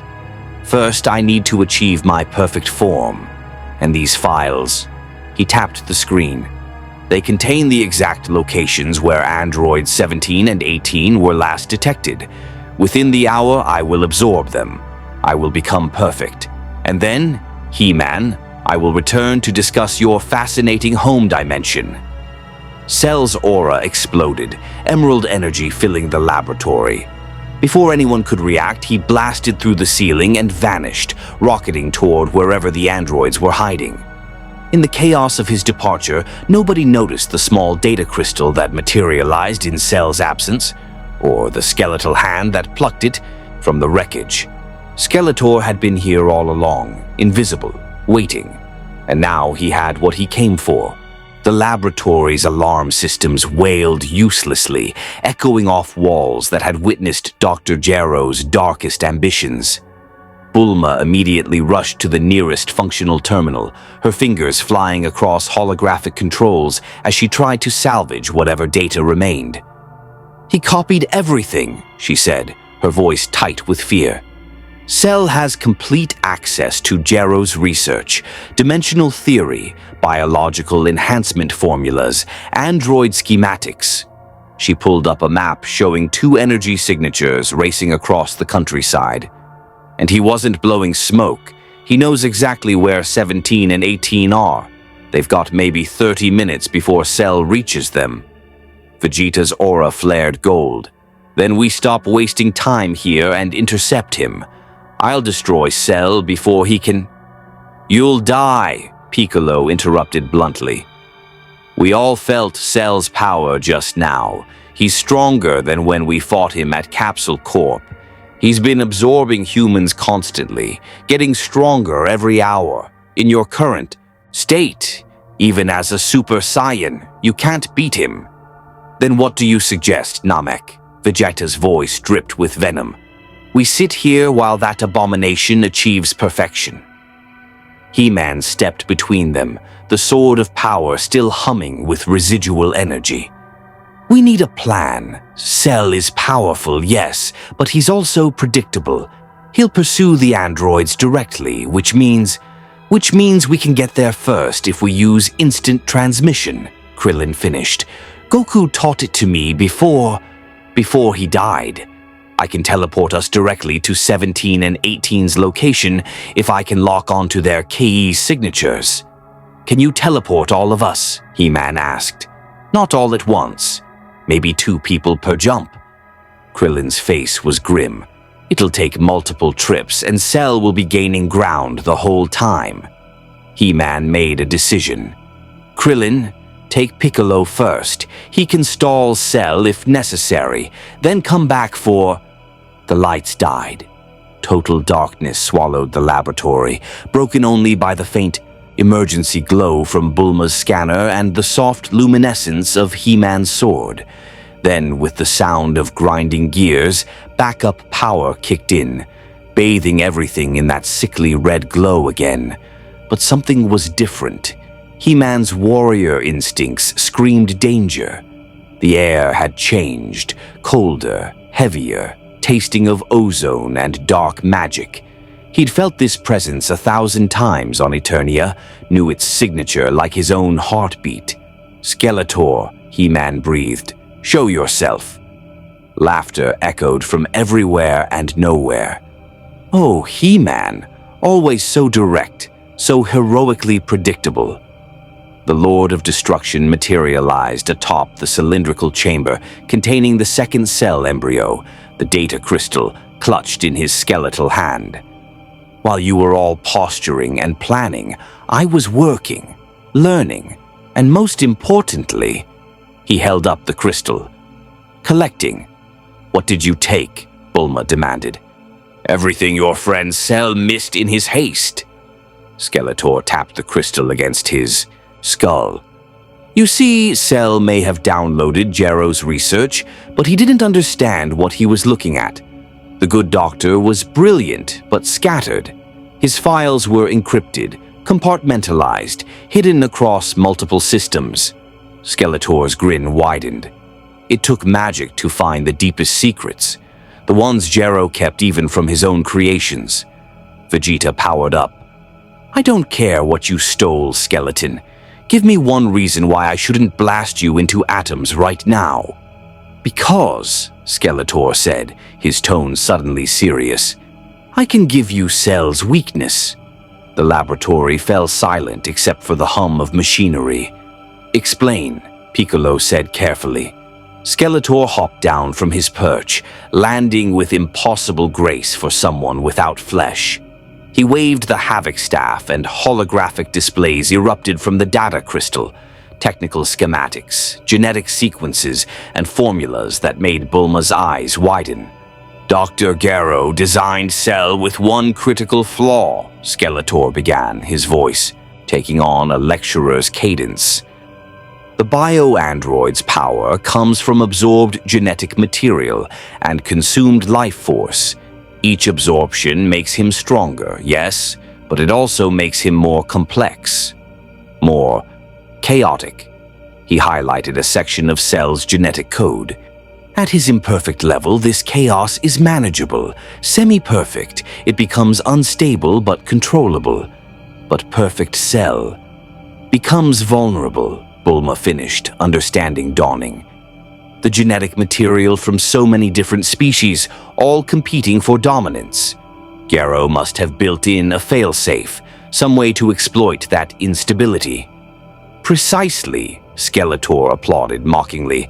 The failsafe is a specific energy frequency, not ki, not magic, but something in between, a harmonic resonance that disrupts Cell's molecular cohesion at the quantum level. Hit him with it, and Perfect Cell literally tears himself apart from the inside. And let me guess, Vegeta snarled. You're the only one who can generate this frequency? Oh, heavens no, I'm far too busy with my own agenda. Skeletor's eyes fixed on He-Man. But the Sword of Power can. Eternian magic already disrupts ki naturally. You've all seen it. With the right modifications, channeled through He-Man's connection to Grayskull, the sword could generate exactly the frequency needed. He-Man's grip tightened on the weapon. "You're lying. You want me to lower my guard, to trust you so I can what, He-Man? Betray you?" Skeletor laughed. "I've been betraying you for decades. This isn't about trust. This is about mutual benefit. Cell is a threat to both of us. If he achieves perfection and absorbs enough power, he could theoretically consume me as easily as you. I may be immortal, but even I have limits." "Then why not help us stop him before he reaches the androids?" Tien asked. "Because watching you struggle is far more entertaining." Skeletor's honesty was almost refreshing. "But more importantly, I want to see perfect Cell. I want to witness what Gero considered his ultimate creation. Only then will I provide the final piece of information that makes the resonance frequency effective." "You're insane," Krillin said. "I'm practical. There's a difference." Skeletor tossed the data crystal to Bulma, who caught it reflexively. "The modifications for He-Man's sword are in there, along with the base frequency. Ms. Brief, your genius should be sufficient to implement them. You have perhaps 2 hours before Cell achieves his perfect form and comes looking for his next challenge." "And what will you be doing?" He-Man demanded. Skeletor's eyes gleamed with malevolent joy. "Oh, I'll be exactly where I need to be when the time comes, making my own preparations. You see, He-Man, while you've been playing hero, I've been thinking about this world's power structure, the Dragon Balls, capable of granting any wish, the hyperbolic time chamber, where one could train for years in a single day, the various gods and Kais that oversee, reality itself." He spread his arms wide. "This universe is a playground of power, and I intend to explore every corner." "We won't let you," Piccolo said, energy crackling around his hands. "You won't stop me either. Not while Cell exists, not while your precious Earth faces annihilation." Skeletor began to fade, turning translucent. "Priorities, Namekian. Save your world first. Deal with me after. If you survive." He vanished completely, his laughter lingering like poison. Vegeta's fist slammed into a computer terminal, shattering it. "I hate that skeleton almost as much as I hate Cell." "Hatred won't help us now," He-Man said, though his own frustration was evident. "Skeletor gave us information. Whether it's reliable is another question, but we can't ignore the possibility that he's telling the truth." Bulma was already analyzing the data crystal, her portable scanner interfacing with its contents. "He is, or at least the technical data matches Gero's encryption signatures. These are genuine files, and the modifications to your sword." She looked at He-Man with something approaching awe. "If I can implement these, you could theoretically disrupt Cell at the molecular level. It would hurt him, maybe even kill him if he's in perfect form." "Then we have our strategy," Piccolo said. "Krillin, take me to the androids. We'll buy time. Bulma, you work on He-Man's sword modifications. Vegeta, Tien, Yamcha, prepare for the fight of your lives. When Cell achieves perfect form, we hit him with everything we have, and He-Man delivers the killing blow." It was a solid plan, maybe even a good one. He-Man wished he felt more confident about it. They split up. Krillin placed 2 fingers to his forehead, locked onto Android 17's energy signature, and vanished with Piccolo in tow. Tien and Yamcha departed via flight, conserving energy for the battle ahead. Vegeta lingered just long enough to glare at He-Man. "If your magic sword fails," the Saiyan prince said, "don't expect me to save you." "I wouldn't dream of it," He-Man replied. Vegeta smirked, the closest thing to respect he'd shown, and rocketed through the hole Cell had created, golden aura blazing. which left He-Man and Bulma alone in Gyro's laboratory of horrors. Bulma set up a portable workstation, pulling tools and equipment from capsules that seemed to contain impossible amounts of material. "This is going to take at least an hour," she said, gesturing for He-Man to place the Sword of Power on her examination table. "Maybe more. The modifications require precision I've never attempted before. We're literally merging Eternian magic with dimensional physics." He-Man laid the sword down carefully.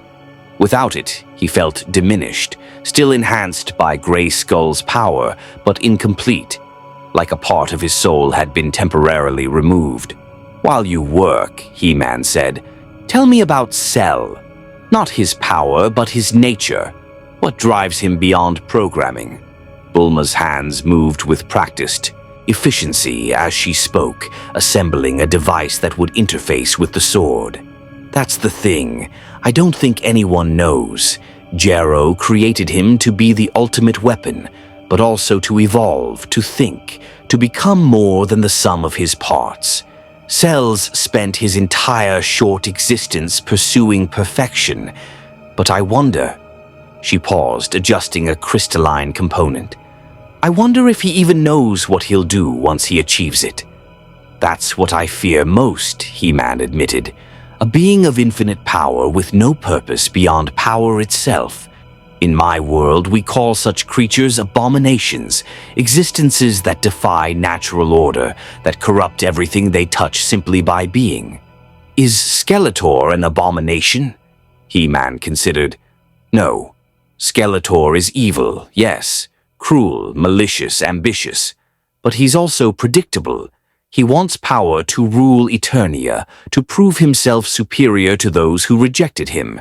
It's petty, but it's human." He looked toward where the Lord of Destruction had vanished. "Which is why his help worries me. Skeletor never gives without taking more in return." Bulma attached probes to the Sword of Power, and the blade began to glow softly. "Well, we don't have much choice. Cell is the immediate threat. We use Skeletor's information, kill Cell, then figure out how to deal with your skeletal friend." "Skeletor is many things," He-Man said quietly, "but he is not my friend." They worked in silence for a while, Bulma's technical genius evident in every adjustment, every calculation. The Sword of Power responded to her ministrations, its glow shifting through colors, gold to blue, to silver, to something that had no name in either universe. "It's beautiful," Bulma whispered, "the way magic and science interact. They're not opposites, they're just different expressions of the same fundamental forces." "The sorceress would agree with you," He-Man said. "She always taught that magic is simply science we don't yet understand. And science is magic we've learned to replicate." "Smart woman?" Bulma made a final adjustment and the Sword of Power flared brilliant white before settling back to its normal golden hue. "Done. The sword will now generate a harmonic resonance field when you channel maximum power through it. Against Perfect Cell, it should disrupt his molecular cohesion for approximately 30 seconds. 30 seconds, He-Man repeated. "That's not much time." "It's enough to kill him if you make it count." Bulma stepped back, exhaustion evident in her face. "He-Man, Earth isn't your world. You don't owe us anything. If you want to find a way home to let us handle Cell ourselves, I'd understand." He-Man picked up the Sword of Power. The modifications hummed beneath his fingers, new and strange, but somehow right. "Where I come from, we have a saying. Evil succeeds when good people do nothing. Your world faces extinction. How could I call myself a hero if I abandoned you in your darkest hour?" "You really are like Goku," Bulma said, wiping her eyes. "Impossibly noble and way too brave for your own good." Before He-Man could respond, the entire mountain shook. Not from an explosion, but from raw power, a surge of energy so massive it made the laboratory's instruments scream. Dust rained from the ceiling, Computer banks overloaded and died. Bulma checked her scanner and her face went pale. Oh no, Cell's power just spiked exponentially. He must have absorbed Android 17. She brought up a real-time analysis. And his energy signature is moving toward another location. Fast. He's going for 18. Then we're out of time, He-Man said. Can Krillin teleport us to the battle? If he's still conscious, Cell might have... Bulma's scanner beeped urgently. Wait. I'm picking up multiple energy signatures converging on one location. It's not just our people. There are others. Strong ones. Really strong ones. He-Man felt it too now.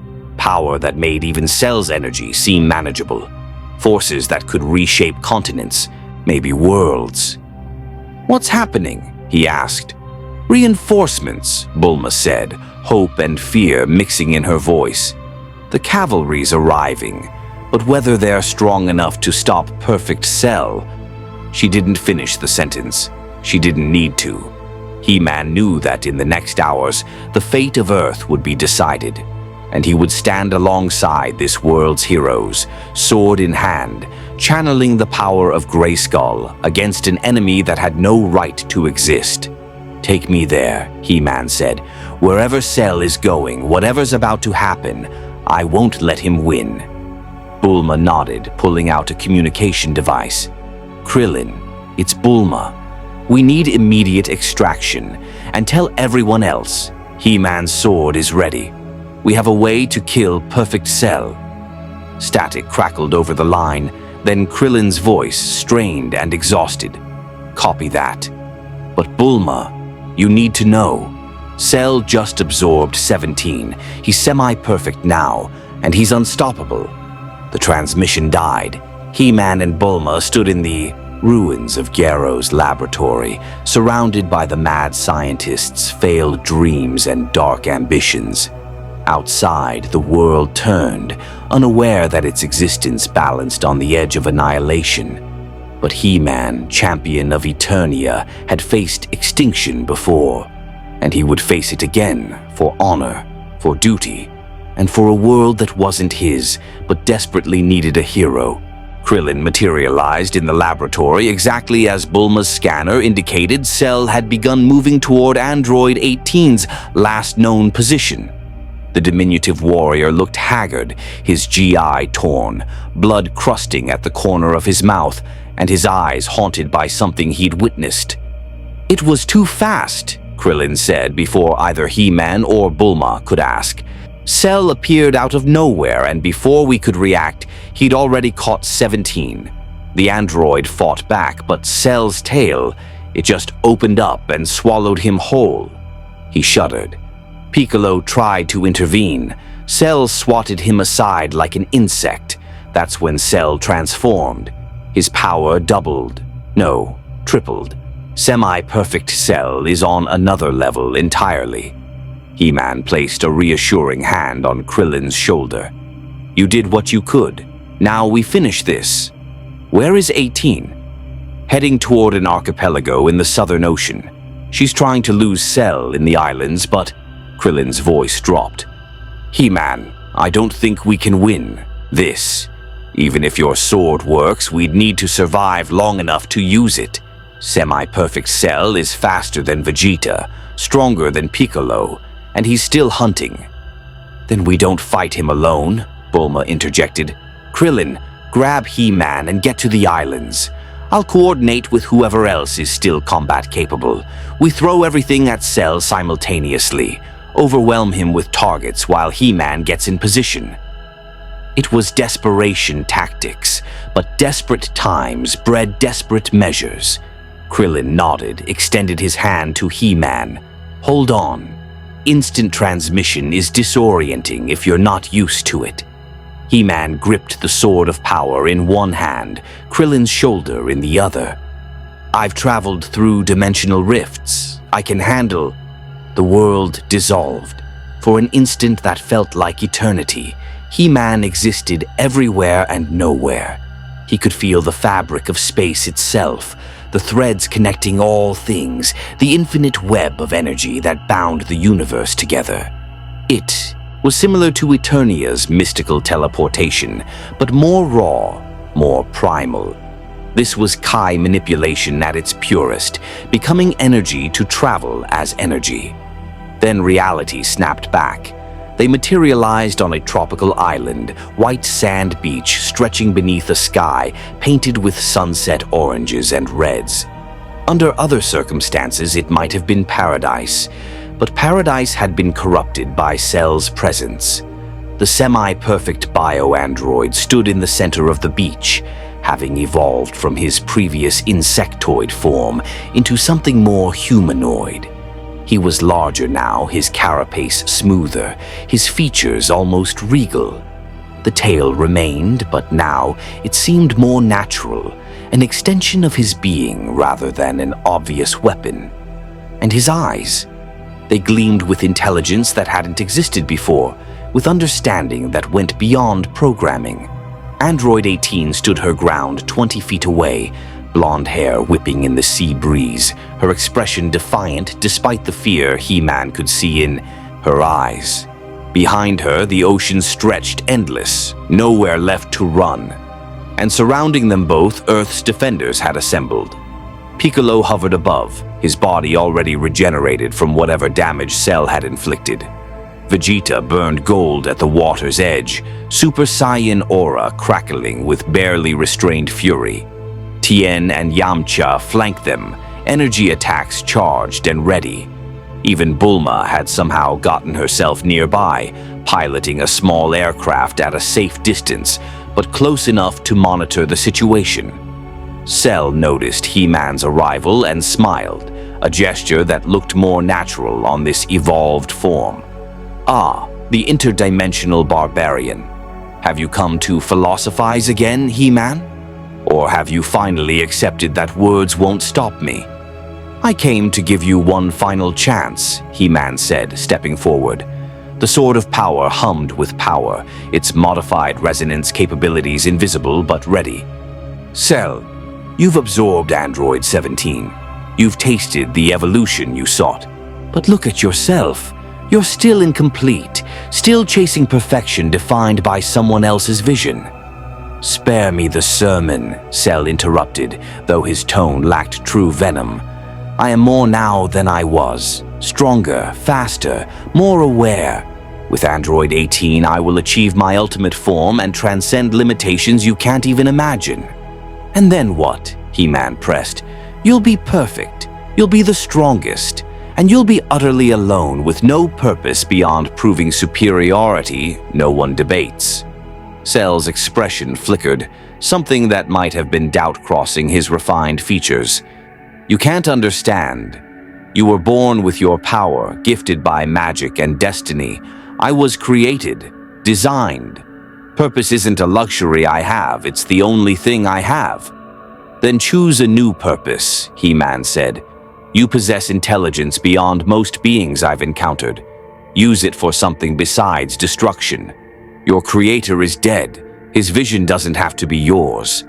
For a moment, just a heartbeat, Cell seemed to consider it. The beach fell silent except for crashing waves.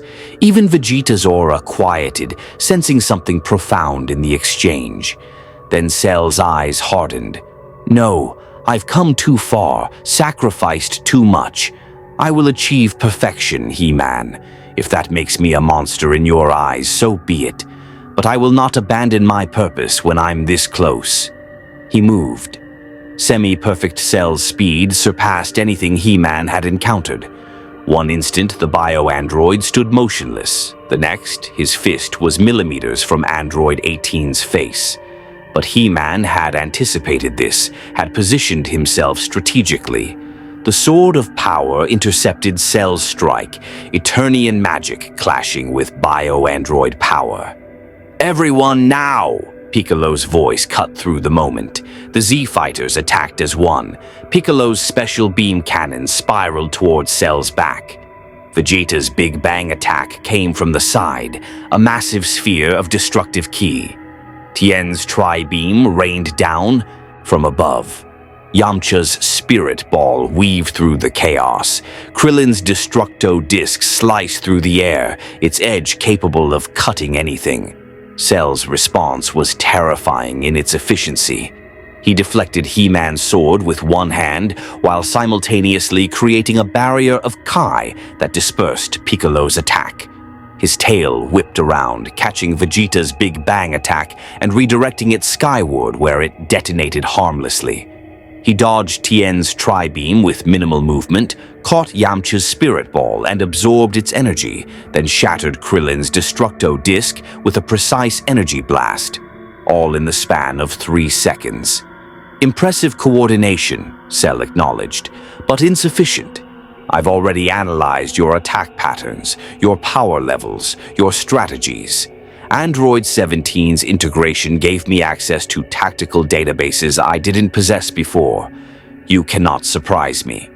He-Man attacked again, the sword of power singing as it carved golden arcs through the air. Each strike carried the power to split mountains, channeling Grayskull's might through enchanted steel. But Cell matched him blow for blow, the bio-android's enhanced speed and Goku's fighting instincts allowing him to predict and counter every attack. "You're strong, He-Man," Cell said conversationally while blocking a particularly vicious slash. "Stronger than most, but you fight with honor, which means you follow patterns. Patterns are predictable." Cell's counter came faster than thought, a kick that caught He-Man's ribs and sent him flying across the beach. The champion of Eternia crashed through 3 palm trees before slamming into a boulder hard enough to crack stone. Pain exploded through his body, but He-Man's enhanced physiology kept him conscious. He'd taken worse from Skeletor's spells, from Beastman's claws, from Hordak's techno-magic weapons. He could endure. He had to endure. Because while Cell was focused on him, Android 18 was escaping. Krillin had grabbed her the moment the battle started, using instant transmission to move her toward Bulma's aircraft. It was working. They'd bought precious seconds. But Cell's awareness was absolute. The bio-android's eyes tracked 18 even while fighting off multiple opponents. "Did you think I wouldn't notice?" Cell's aura exploded, generating a shockwave that pushed everyone back. "Clever. Use the barbarian as bait while you spirit away my final component. But you forget, I can sense energy signatures across continents. Android 18 cannot hide from me." Cell moved to pursue, but Vegeta intercepted, golden aura blazing brighter than before. "You want perfection, monster. Face me first. I am the prince of all Saiyans, and I will not be ignored." The two collided with enough force to generate a tsunami. Water exploded upward, creating walls of ocean that crashed down on the island. Vegeta's strikes came faster than sound, each punch carrying enough power to pulverize planets. Cell met them all, his evolved form matching the Saiyan prince's fury. But Vegeta was fighting angry, and anger made him predictable. Cell caught Vegeta's fist mid-strike, twisted, and drove his knee into the Saiyan's gut. Vegeta's Super Saiyan transformation flickered, the golden aura dimming as pain overwhelmed pride. Cell's tail wrapped around Vegeta's throat, lifting him effortlessly. "You have power, Prince, tremendous power, but you lack discipline, vision, purpose beyond your wounded ego." Cell's grip tightened. "Perhaps absorbing you would be more beneficial than Android 18. A Super Saiyan's cells might push me beyond even Dr. Gero's projections." "Don't you dare," Vegeta choked out, struggling uselessly. "By the power of Grayskull." He-Man's voice carried across the battlefield as he channeled maximum power through the Sword of Power. The blade erupted with light, not just golden now, but white, pure, and absolute. The modifications Bulma had made activated, generating the harmonic resonance frequency designed to disrupt Cell's molecular structure. The effect was immediate and devastating. Cell screamed. It wasn't pain exactly, more like profound wrongness, as if every cell in his body was suddenly fighting every other cell. His grip on Vegeta loosened. His form became unstable, rippling like water. For 30 seconds, exactly as Bulma predicted, Semi-Perfect Cell was vulnerable. "Now," Piccolo shouted, "everything you have." The Z-Fighters unleashed hell. Piccolo fired his most powerful Makenko Sappo. Tien channeled his life force into a tri-beam that could destroy continents. Yamcha's spirit ball multiplied into dozens, each one explosive. Krillin's Destructo Disc became a swarm of cutting edges. Even Vegeta, dropped but still conscious, gathered energy for a final flash. And He-Man charged forward, the sword of power raised for a killing blow that would end Cell's existence forever. But 30 seconds passed too quickly. Cell's molecular structure stabilized, his eyes cleared, and with a roar of absolute fury, his power exploded beyond anything they'd felt before. The shockwave of his Kai canceled every attack in mid-flight, sent the Z-Fighters tumbling like leaves in a hurricane, and carved a crater in the island 50 feet deep. When the energy cleared, Cell stood at the crater's center, his body smoking but undamaged. He looked at He-Man with something approaching respect and absolute hatred. "That hurt," Cell said quietly. "That actually hurt. I haven't felt pain since achieving this form. Whatever frequency your sword generates, it exploits a fundamental flaw in my design." His smile was terrible. "Which means I can never allow you to use it again." He vanished. He-Man barely registered Cell's approach before the bio-android's fist connected with his jaw. The world spun. Another blow, this one to his ribs, cracking bone despite Grayskull's enhancement. A third strike to his temple that sent him crashing into the ocean. He-Man tried to rise, but Cell was already there, dragging him out of the water by his hair. The sword of power lay on the beach, just out of reach. Without it, He-Man's power was still immense, but not enough. Not against this. "You had your chance," Cell said, his voice cold with finality. "You could have walked away, could have let me pursue my destiny unimpeded.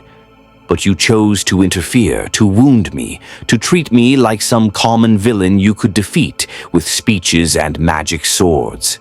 Cell's hand closed around He-Man's throat. "I am beyond your morality, He-Man, beyond your philosophy. I am evolution incarnate. And you are just another obstacle to remove." The world dimmed. He-Man's enhanced physiology fought against oxygen deprivation, but Cell's grip was absolute. Through fading vision, he saw the Z-Fighters struggling to reach him, saw Bulma's aircraft trying to provide support, saw the sword of power lying useless on the sand. Then he saw something else. A figure in purple and blue, materializing behind Cell, like a nightmare given form. Skeletor had arrived, and in his hands he held the second Cell embryo, the backup contained in Garro's laboratory. "Cell," Skeletor said cheerfully, "I believe it's time we discussed a partnership." Cell's grip loosened slightly as he turned to regard the Lord of Destruction. "And who might you be?" "Someone who appreciates perfection," Skeletor replied, "and someone who knows how to achieve it faster than you ever imagined. But first," his eyes gleamed yellow, "you'll need to let go of my bargaining chip. He-Man and I have history, and I'd hate for our story to end so anticlimactically." Cell studied Skeletor, analyzing threat levels, calculating variables. Finally, he dropped He-Man into the sand and turned fully toward the skeletal sorcerer. "Explain quickly," Cell commanded, "before I decide you're another annoyance." Skeletor's grin widened impossibly. "Oh, I think you'll find my proposal quite illuminating. You see, I've been studying Dr. Jarrow's work quite thoroughly, and I've discovered something fascinating about your design." He gestured with the embryo container. "You have a brother. The beach had become a war zone. Sand turned to glass from energy attacks, palm trees reduced to charcoal, the ocean itself still churning from the shock waves of battle. And at the center of it all stood Cell and Skeletor, separated by 20 feet of tension-thick air. He-Man struggled to his feet, every breath agony from cracked ribs. The sword of power lay just beyond his reach, its golden glow dimmed but still present. Around him, the Z-Fighters recovered from Cell's devastating counterattack, each warrior battered but unbroken. But everyone's attention was fixed on Skeletor and the cylindrical container he held. Inside, floating in that sickly green liquid, was the second Cell embryo, perfectly preserved, its development frozen at approximately 60% completion. Not yet sentient, but definitely alive. Potential incarnate, waiting to be unleashed. Cell's eyes narrowed. Dr. Garo created a backup. Logical, he would want redundancy in his ultimate creation. The bio-android took a step forward. But that embryo is useless. It would take years to develop naturally, and I'm standing right here, the final, superior version. Superior? Skeletor tilted his head. Are you certain? Because from where I stand, you're still incomplete. Semi-perfect, as your own designation states. Whereas this, he tapped the container, this is a blank slate. An unfinished masterpiece that could be molded into something far more interesting than Dr. Garo's limited vision. Get to the point, Cell growled, his patience thinning. The point, my biomechanical friend, is choice. Skeletor's yellow eyes gleamed with malevolent intelligence. You pursue Android 18 to achieve perfection, as Garo defined it. Strength, speed, power, all quantifiable, all measurable. But what if there was another path? What if, instead of absorbing 18, you absorbed your own embryonic self? The implications hit everyone simultaneously. Bulma's voice crackled over her aircraft speakers. That's insane. The embryo isn't developed enough. Merging with it would create a cascade failure in Cell's genetic structure. Would it? Skeletor purred. Or would it provide access to genetic potential currently locked away? You see, Ms. Brief, Dr. Garo designed Cell's development in stages specifically to prevent power overload. But what if those safeguards were bypassed? What if Cell integrated his future self with his past self, creating a temporal genetic loop? He-Man reached the sword of power, his fingers closing around its hilt. The weapon's warmth steadied him, Grayskull's power flowing through his battered body. Skeletor, what are you doing? You're giving Cell exactly what he wants. Am I? Skeletor glanced at He-Man, his grin infuriating. Or am I offering him something he doesn't want? Uncertainty. Tell me, Cell, are you brave enough to evolve beyond Dr. Garo's programming? To become something unprecedented, unpredictable, possibly unstable? Or will you remain a slave to your creator's vision, pursuing the path laid out for you like a good little weapon? Cell's expression was unreadable. Around him, his aura flickered, emerald energy dancing with something darker, more chaotic. He-Man realized what Skeletor was doing. The Lord of Destruction wasn't trying to help Cell, he was trying to corrupt him, to twist the bio-android's pursuit of perfection into something monstrous and uncontrollable. Because Skeletor had learned long ago that the best way to destroy your enemy was to give them exactly what they thought they wanted. You're manipulating me, Cell said, though his voice lacked certainty. Attempting to make me deviate from my programmed objective. I'm offering you freedom, Skeletor corrected. The freedom to choose your own evolution, to define your own perfection. Isn't that what true power is? The ability to transcend your origins. Vegeta, recovered enough to speak, spat blood into the sand. Don't listen to him, Cell. The skeleton's a liar. He's trying to destroy you. Am I? Skeletor turned to Vegeta, his voice dripping with mock innocence. "And yet, Prince of Saiyans, wasn't it your own pursuit of power beyond prescribed limits that allowed you to achieve Super Saiyan? Didn't you transcend Saiyan tradition precisely by refusing to accept predetermined boundaries?" Vegeta fell silent, the truth of that statement undeniable. Cell studied the embryo container with an intensity that suggested internal calculations beyond anyone's ability to comprehend. He-Man could almost see it. The bio-android's perfect android brain running scenarios, analyzing outcomes, weighing the risks of Garro's path against Skeletor's alternative. Finally, Cell spoke. "If I absorbed the embryo, what would prevent the genetic cascade failure your scientist mentioned?"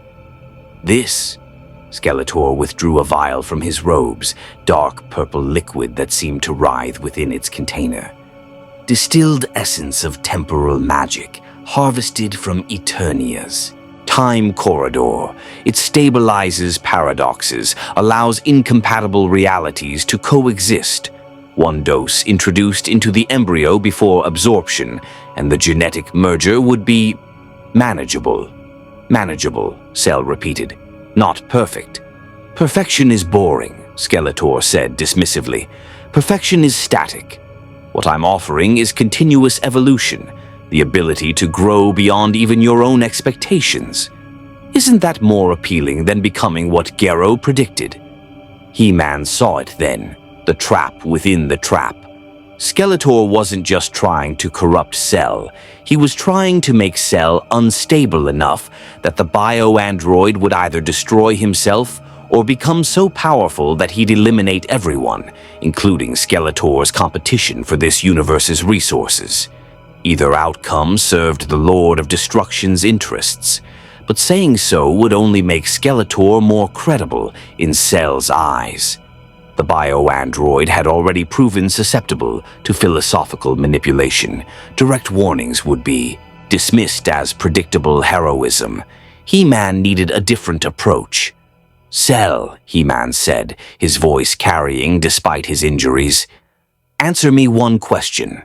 When you absorb the embryo, who will you become? The you that exists now, or the you that could have been? Will your consciousness survive, or will it merge into something neither you nor the embryo, but something entirely new?"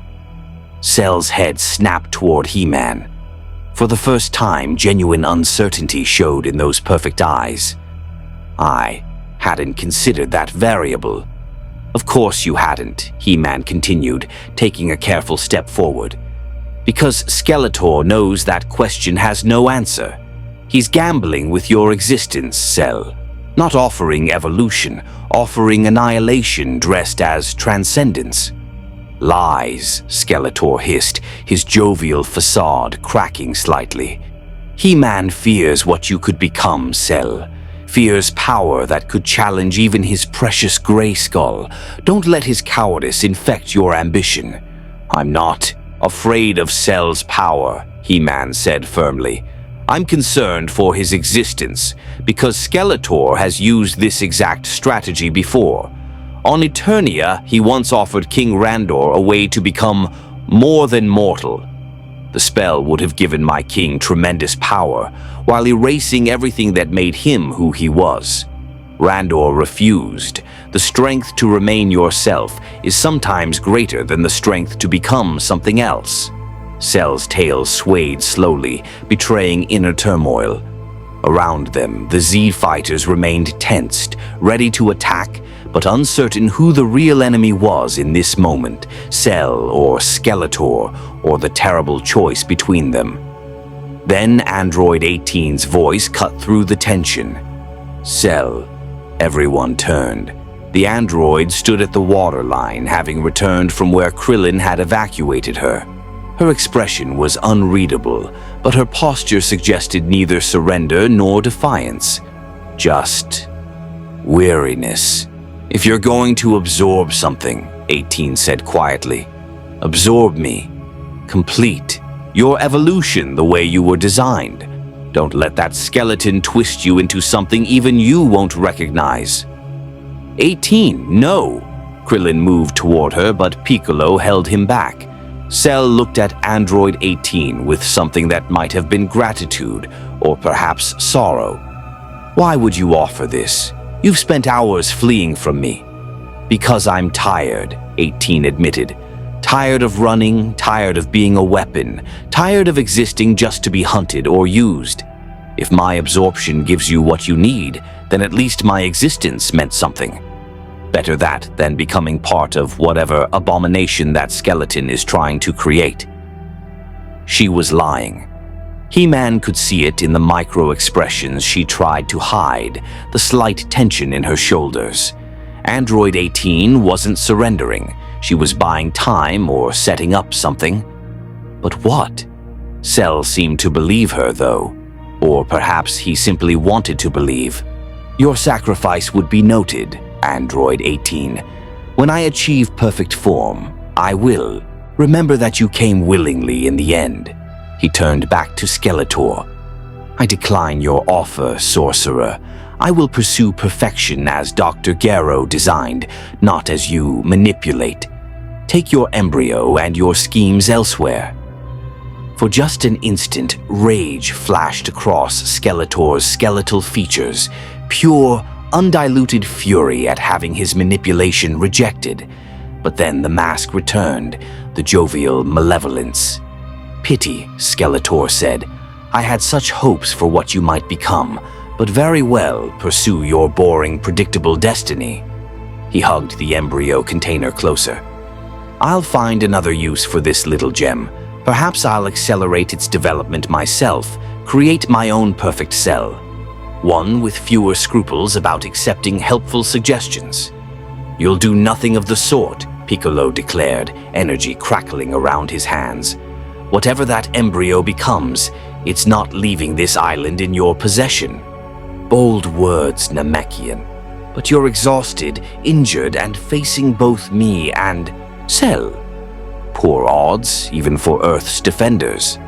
Then even the odds. The new voice came from above, deep, carrying absolute authority. Everyone looked up to see a figure descending from the sky, his aura golden like Vegeta's, but somehow more refined, more controlled. Trunks had arrived. The young warrior from the future landed between the assembled forces, his lavender hair whipping in the sea breeze. His eyes took in the scene, Cell in semi-perfect form, Skeletor holding the embryo, the battered Z-fighters, and He-Man gripping his mystical sword. I'm sorry I'm late, Trunks said.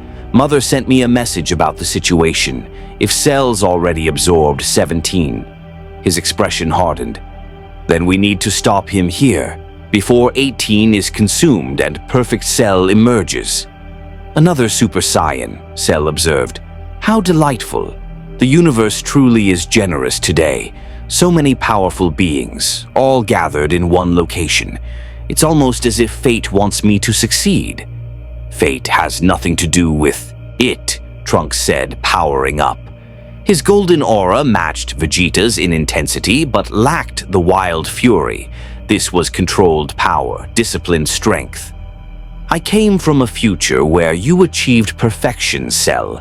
I've seen what you become, the death, the destruction, the absolute tyranny of a being with infinite power and no conscience.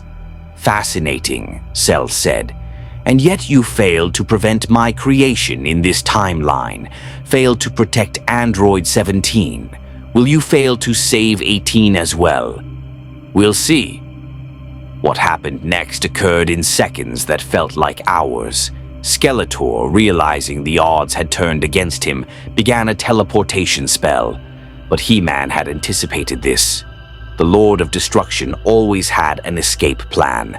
The Sword of Power flashed in a perfect arc, severing the mystical energy before the spell could complete. Skeletor stumbled, surprise evident even on his fleshless face. How did you... I've been your enemy for decades, Skeletor. I know your tricks, He-Man. Advanced, the Sword of Power humming with power. You're not leaving with that embryo. Cell, seeing his potential alternative path about to be destroyed, made a choice. He moved faster than thought, his hand darting out to seize the embryo container from Skeletor's grip. If I cannot absorb it now, I'll ensure no one else can use it against me. His tail struck the container like a spear, shattering the glass.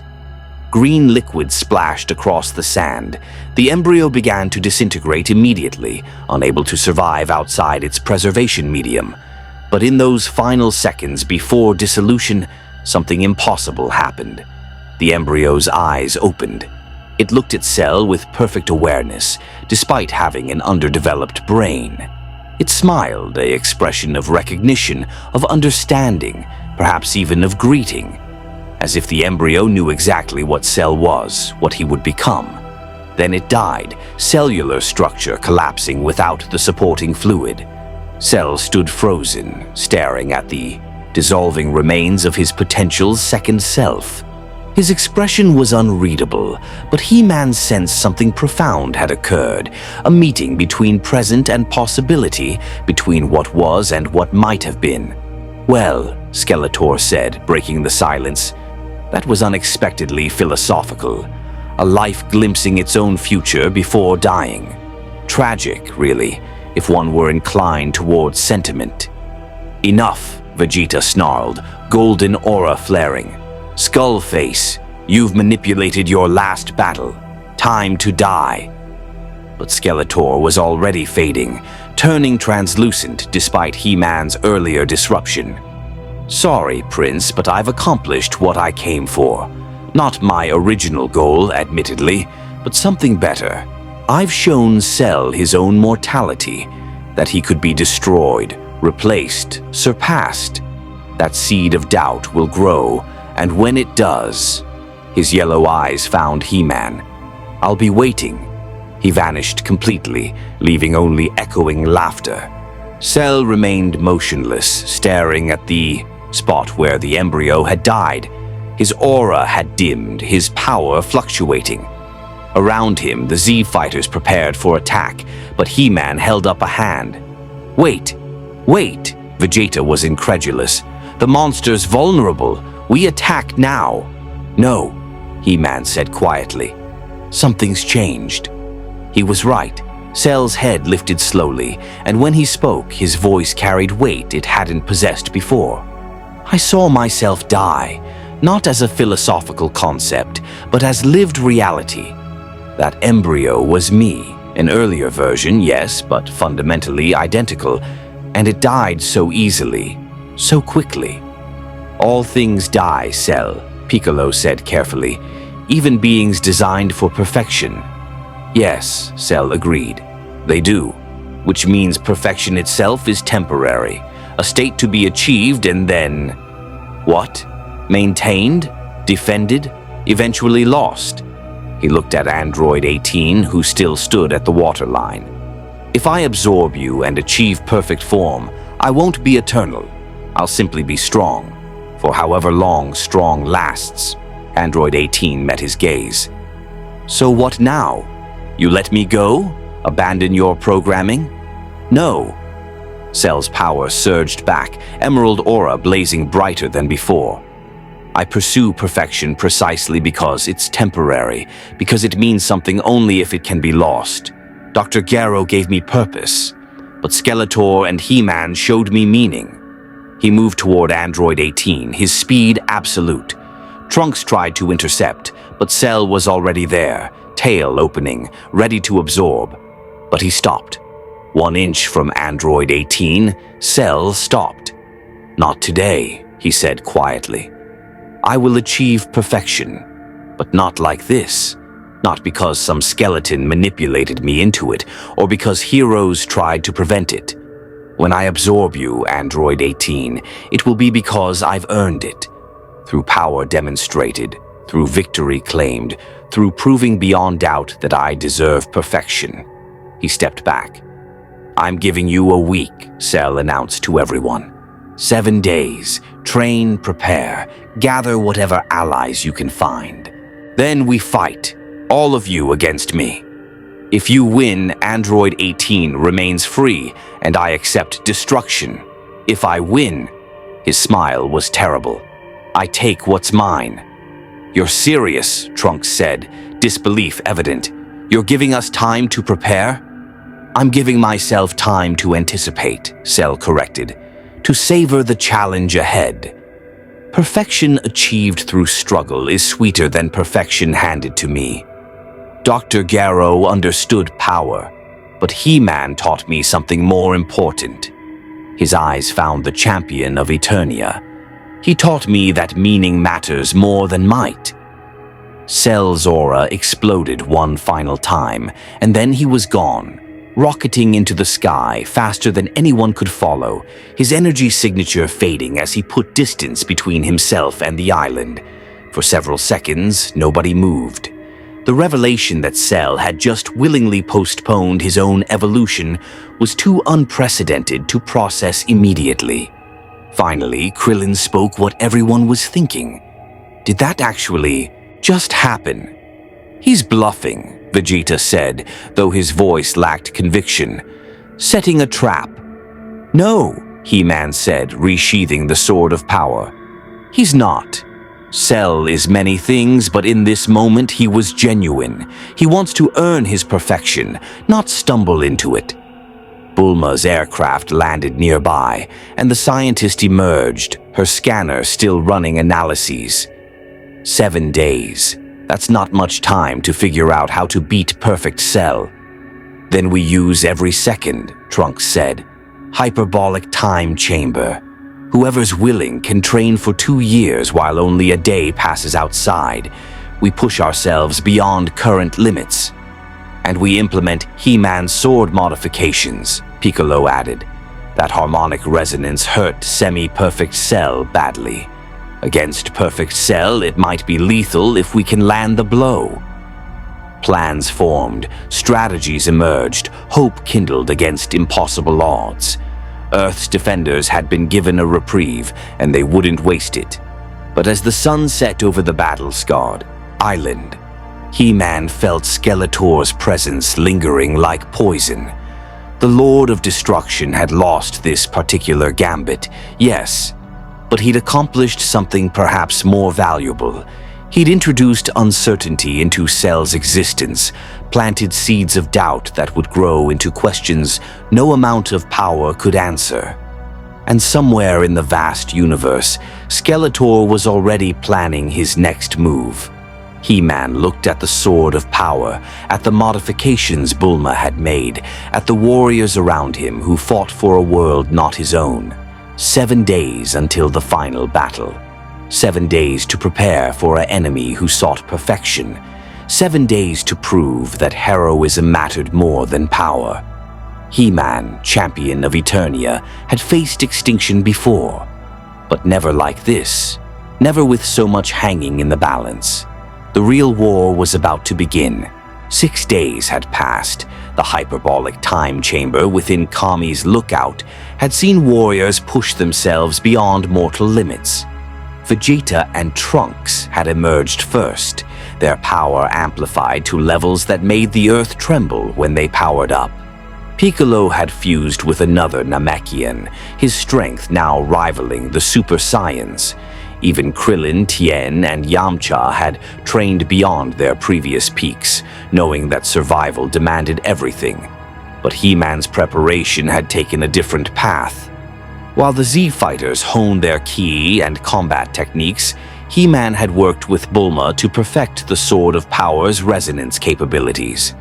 They'd tested frequencies, measured outputs, analyzed Cell's genetic structure from samples collected during their previous battle. The modifications were now complete. One strike, properly channeled, could theoretically destabilize Perfect Cell's molecular cohesion long enough for a killing blow. Theoretically. Now, on the 7th day, they gathered at the Cell Games arena. Cell had been busy during his week of patience. The bio-android had constructed a massive fighting ring in an empty wasteland, white tiles forming a perfect square, surrounded by rocky outcroppings where spectators could watch.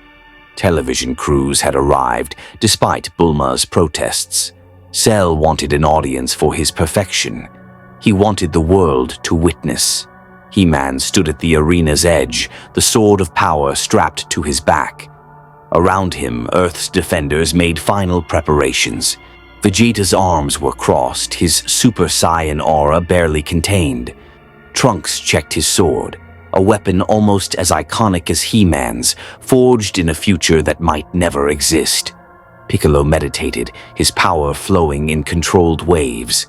Android 16, the gentle giant who loved birds and hated Goku, stood ready despite his pacifist nature. Even Android 18 had come, standing beside Krillin, her expression unreadable. And far from the others, watching from a distant outcropping, Skeletor observed. The Lord of Destruction hadn't interfered since the island confrontation, but his presence was constant, a reminder that whatever happened today, Eternia's greatest enemy was still plotting. "He's here," Piccolo announced, his antennae twitching. Cell descended from the sky like a dark angel, but something was different. The bio-android's power had grown exponentially during his week of waiting. He radiated strength that made the previous encounter seem like warm-ups. But more than power, he carried certainty, the confidence of a being who had transcended doubt. The bio-android landed in the arena's center, his appearance unchanged, but his presence overwhelming.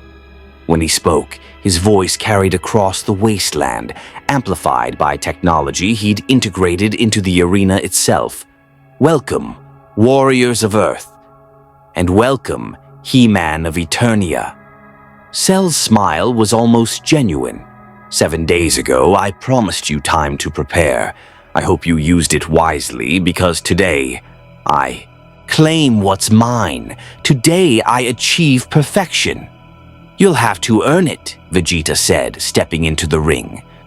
Golden aura blazing, the Saiyan Prince's power had doubled from the hyperbolic time chamber. "I'll destroy you myself, Cell. Your perfection ends before it begins." Cell tilted his head. "Prince Vegeta, I can sense your increased strength. Impressive. But tell me, do you truly believe you can defeat me? Or is this pride speaking louder than wisdom? Talk is cheap, monster. Fight." What followed was a battle that redefined combat itself. Vegeta attacked with speed that turned him into a golden blur, each strike carrying planet-shattering force. Cell met him blow for blow, neither giving ground, their collision generating shockwaves that cracked the arena tiles and sent dust clouds billowing across the wasteland. But Cell was toying with him. He-Man saw it immediately. The bio-android blocked with minimal effort, countered with measured force, always holding back just enough to make Vegeta think he had a chance. It was psychological warfare, breaking the Saiyan's pride before breaking his body. "You're stronger, Vegeta," Cell acknowledged, catching a punch that could have demolished mountains. "But strength alone isn't enough. You lack the one thing I possess in absolute measure, perfection of technique." Cell's counter came faster than Vegeta could react. A strike to the solar plexus, a kick to the temple, a tail whip that sent the Saiyan Prince crashing through 3 boulders. Vegeta rose, golden aura flickering, blood streaming from his mouth. "I'm not done." "Yes," Cell said gently. "You are." Before Cell could finish Vegeta, Trunks intervened, his own Super Saiyan transformation blazing as he attacked his opponent with desperate fury. Father and son fought side by side, their combined assault forcing Cell to actually defend seriously. But it wasn't enough. Cell's power surged, and with a technique stolen from Goku's cells, he teleported behind Trunks. One strike to the spine, perfectly calculated to paralyze without killing. Trunks collapsed, conscious but unable to move. "Trunks!" Vegeta's roar was anguish incarnate, but Cell's tail wrapped around the Saiyan Prince before he could reach his son. "Your turn, Vegeta," Cell said, his tail opening. "Become part of perfection." "No." Android 16's massive frame crashed into Cell, breaking the bio-android's grip on Vegeta. The gentle giant fought with a fury none had witnessed before, his mechanical strength matching Cell's biological power. "You must be stopped," 16 said, his monotone voice carrying absolute conviction. "For the birds, for the forests, for all life that you would consume." Cell and 16 grappled, neither giving ground. Around them, the Z fighters attacked in coordinated waves. Piccolo's energy attacks, Krillin's precision strikes, Tien's tri-beams. But Cell was adapting, his perfect cells learning from every exchange, growing stronger with each passing second. Then he caught Android 16's head and twisted. The gentle giant's body went limp, his final words a whisper. "Protect the world." Cell dropped 16's deactivated form and turned to Android 18, who stood frozen at the arena's edge. "No more delays, no more games. Your time has come, 18. Join me. Complete me. Let us achieve perfection together." He moved with absolute purpose, too fast for anyone to intercept. His tail opened, poised to absorb, and Android 18 couldn't move. Fear had paralyzed her more effectively than any technique. The sword of power intercepted Cell's tail 1 inch from 18's body. He-Man stood between them, his blade glowing with golden light, every muscle in his body straining against Cell's overwhelming power. "You want perfection, Cell? Then face someone who's fought for meaning his entire life. Face someone who knows that true strength comes not from absorption, but from choice." Cell's eyes widened fractionally. "You dare?" "I dare," He-Man confirmed. "By the power of Grayskull, I dare." He channeled everything, the strength of Eternia's champions, the wisdom of the elders, the courage of countless battles against impossible odds. The sword of power blazed like a star, its modified resonance frequency activating at maximum output. The effect on Cell was catastrophic. The bio-android screamed as his molecular structure destabilized, his cells fighting themselves, his perfect form becoming chaotic. But this time Cell had been prepared. His week of waiting hadn't been idle. He'd developed countermeasures, adaptations, ways to resist the very frequency that had hurt him before. "Clever," Cell gasped, his form rippling but holding together. "But insufficient. I've evolved beyond your magic, He-Man. Your sword cannot save you now." Cell's power exploded, breaking through the resonance disruption through sheer force of will. His fist caught He-Man's ribs, the impact so severe it lifted the champion of Eternia off his feet and sent him crashing into the arena wall. The sword of power fell from He-Man's grip, clattering across the tiles. Cell approached Android 18 again, his tail opening. "Last chance, warriors of Earth, stop me, or watch as I ascend." They tried. Every fighter, still conscious, attacked simultaneously. Vegeta's final flash, Piccolo's special beam cannon, Trunks dragging himself forward despite paralysis. But Cell's power had surpassed them all. His tail struck Android 18, and the absorption began. Krillin's scream was wordless agony as he watched the woman he'd grown to care for disappear into Cell's form. The bio-android convulsed, energy spiraling around him in a tornado of emerald light. His body transformed, growing larger, more refined, more terrifyingly perfect. When the light cleared, perfect Cell stood before them. He was beautiful in the way a supernova was beautiful, magnificent and absolutely deadly. His power radiated across the planet, every living being capable of sensing, energy feeling the shift in reality itself. Perfect Cell had arrived, and the universe trembled. "Finally," Perfect Cell said, his voice carrying harmonics that hadn't existed before. "After so long, I am complete. I am perfect. And now," his eyes swept across the defeated warriors, "now I fulfill my purpose. I will test this perfection against every challenge this universe can provide." He-Man struggled to his feet, blood streaming from a dozen wounds. The sword of power lay 15 feet away, too far to reach before Cell could strike. Around him, the Zed fighters were broken, not dead, but defeated, their power insufficient against this new evolution. They had lost. Perfect Cell had been born, and the real battle was about to begin. Perfect Cell stood at the arena's center, arms spread wide as if embracing the universe itself. His power flowed like an ocean, vast, deep, seemingly infinite. Every cell in his body hummed with perfection, his genetic structure a masterpiece of biological engineering enhanced by absorbed might. Magnificent, Perfect Cell breathed, clenching and unclenching his fists.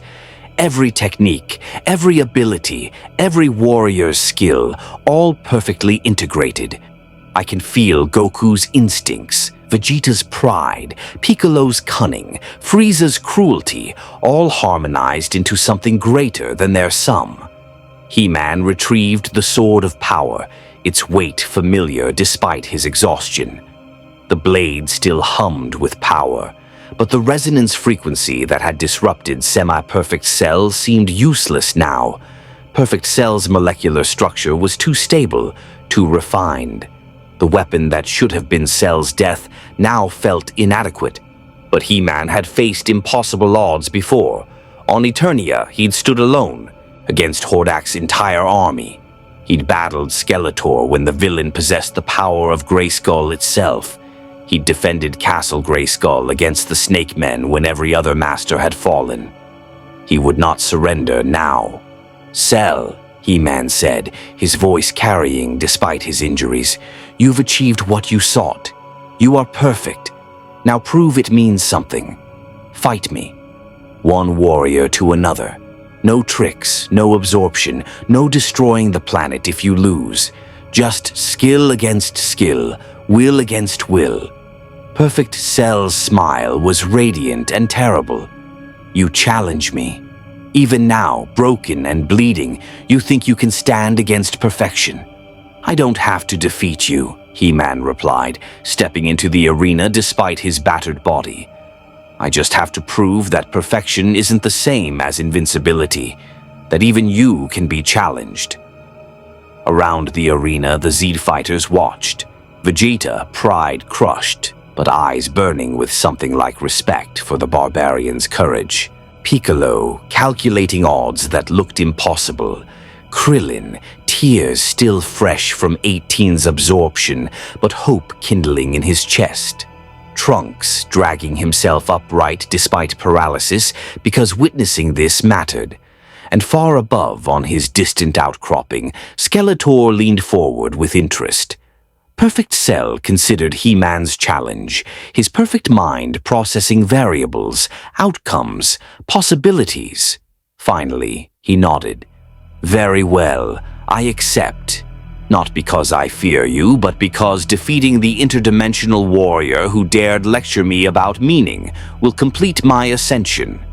When I break you, He-Man, it will prove that philosophy is nothing before absolute power." They faced each other across the arena, He-Man, champion of Eternia, and Perfect Cell, the ultimate android.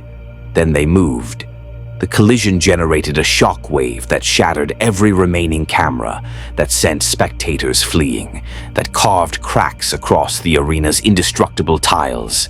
He-Man swung the Sword of Power, in arcs that sang with Eternian magic, each strike carrying the force to split planets.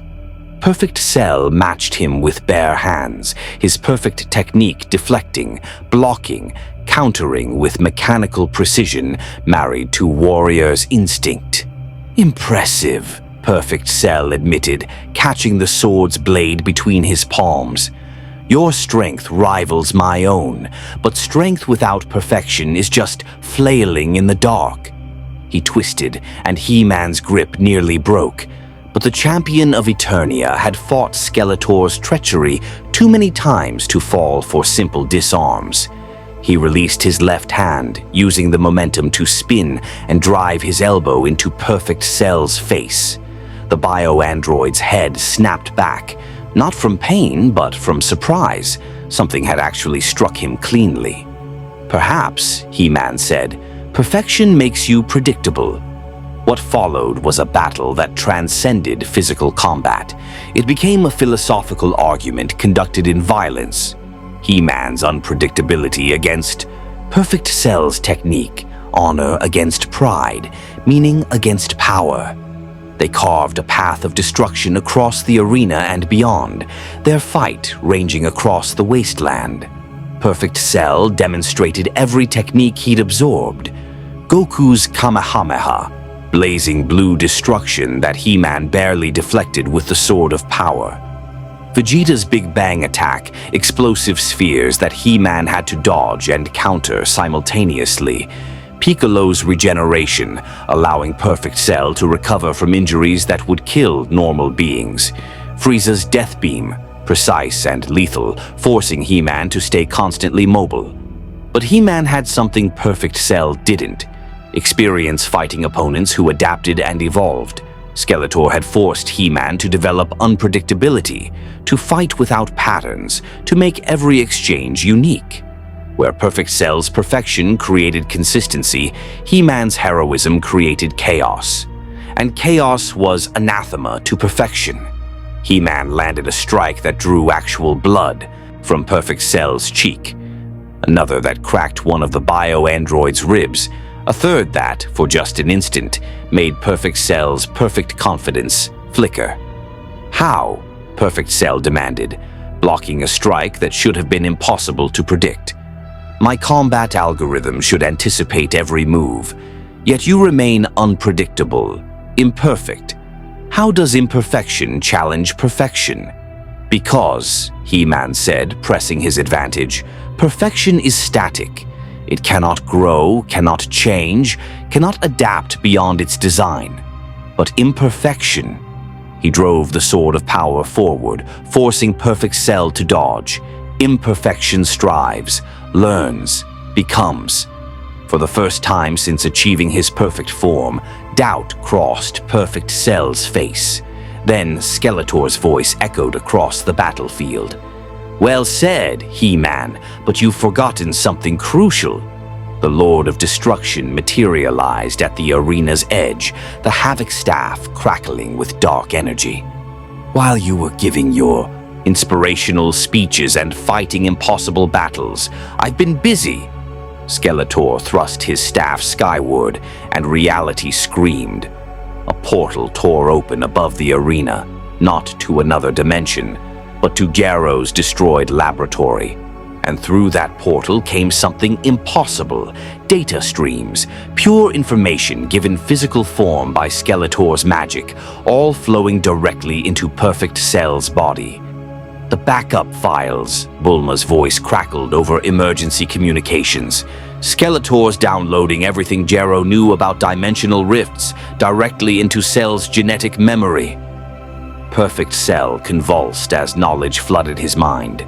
Theories about interdimensional travel, formulas for tearing holes between realities, coordinates for countless universes, including one for Eternia. A parting gift, Skeletor called cheerfully. Now Perfect Cell knows how to reach your home, He-Man. Imagine what he could absorb there: the sorceress's magic, the Elder's power, perhaps even Grayskull itself. Doesn't that sound delightful? He-Man's blood ran cold. Cell with access to Eternia was extinction-level threat for both universes. But something unexpected happened. Perfect Cell stopped convulsing. The data integration completed, and he stood straighter, his eyes clear. When he spoke, his voice carried new depth. I see now, Perfect Cell said quietly. Skeletor, you've given me something far more valuable than dimensional coordinates. You've shown me the infinite scope of existence, countless universes, each with warriors to challenge, powers to test myself against. And suddenly, he looked at He-Man. Suddenly, perfection feels small, limited, insufficient. What are you saying? Skeletor demanded, his grin faltering. I'm saying that true perfection isn't a state to achieve, it's a journey to undertake. He-Man tried to tell me this. The embryo showed me this. And you, Skeletor, just confirmed it. Perfect Cell's aura shifted, becoming less rigid, more flowing. I don't need to absorb Eternia's power. I need to test myself against it, learn from it, grow beyond even Dr. Garrow's wildest projections. He turned to He-Man, extending his hand. I could kill you now, destroy Earth out of spite, force my way to Eternia through sheer power, but that would be imperfect. Instead, I propose something different. He-Man eyed the extended hand warily. What? A truce. Temporary, conditional, but genuine. You return to Eternia. I remain here, testing myself against Earth's defenders, learning, evolving. And when I'm ready, when I've truly earned the right, I'll visit your world, not as conqueror, but as challenger. We'll fight again, He-Man, but next time we'll both be ready. The offer hung in the air, impossible and genuine simultaneously. You're insane, Vegeta snarled. We won't just let you exist, monster. You'll try to stop me, Perfect Cell agreed. And I'll defeat you. Then you'll train, grow stronger, and we'll fight again. An endless cycle of challenge and growth. That's what perfection should be. Not stagnation, but eternal evolution.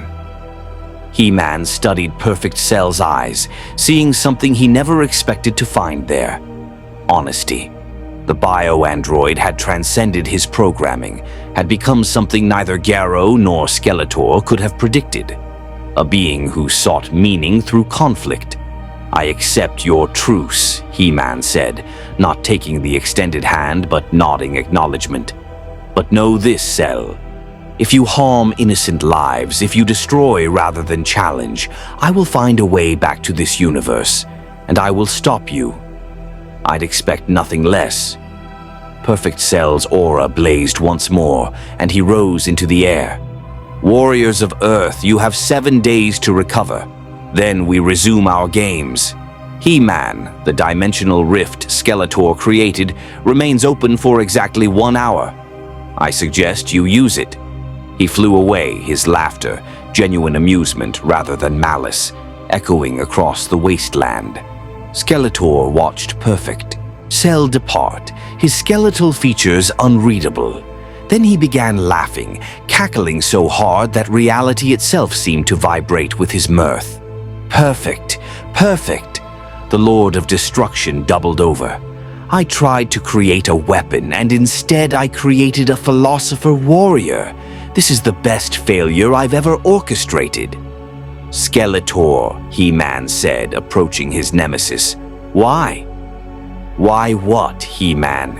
Why give Cell access to Eternia's coordinates?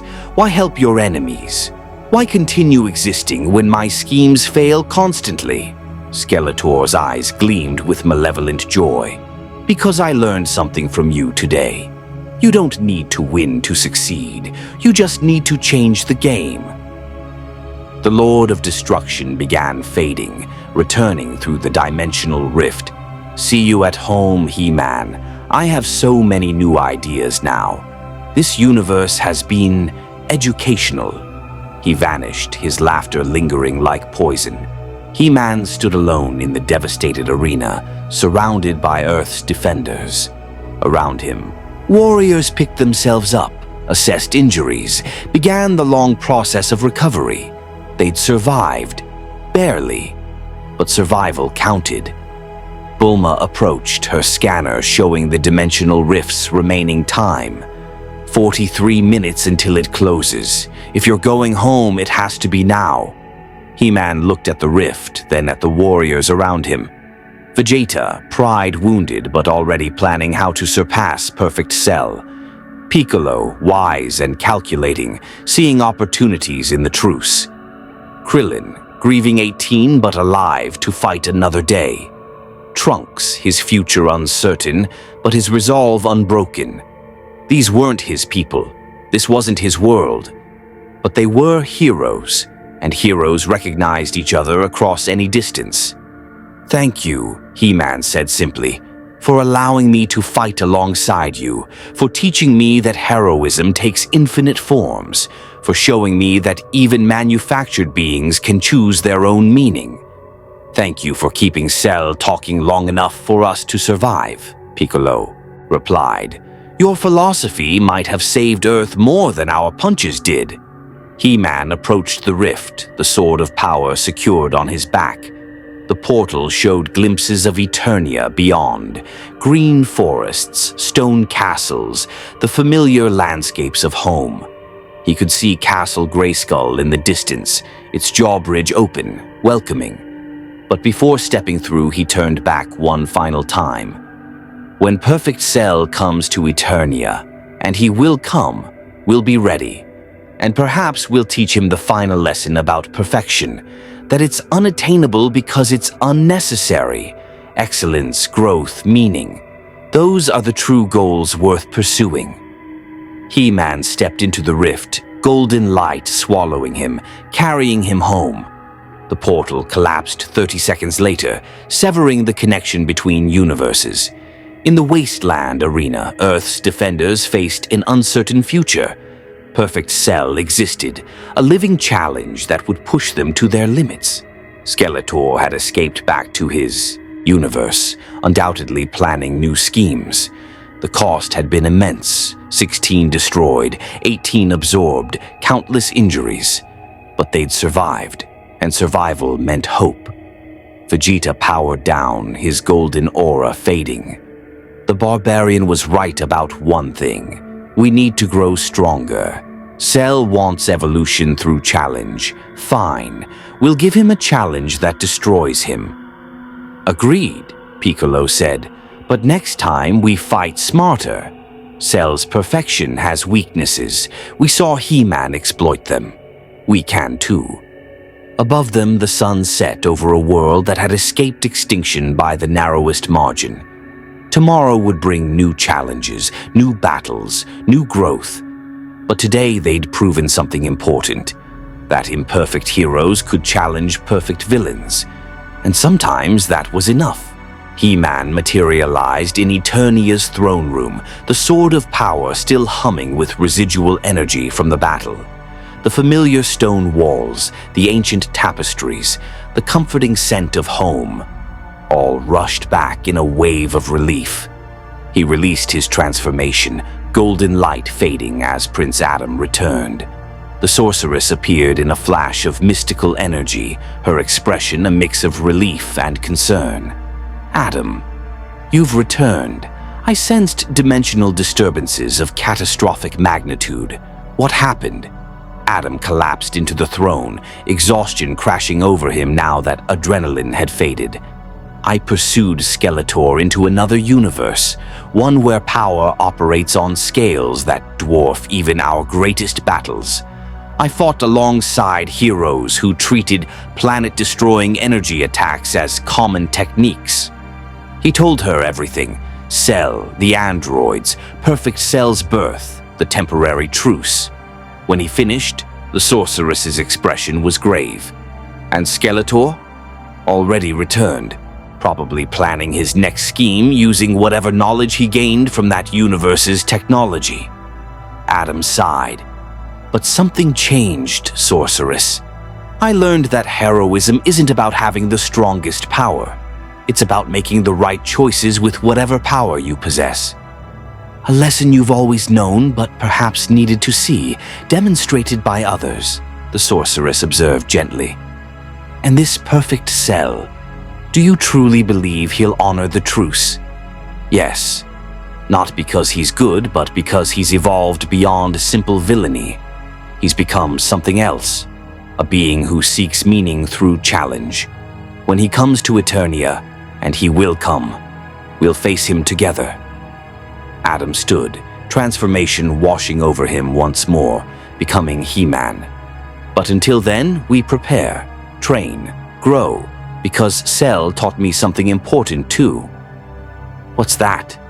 He-Man smiled, gripping the sword of power. That perfection is a journey, not a destination, and our journey is far from over.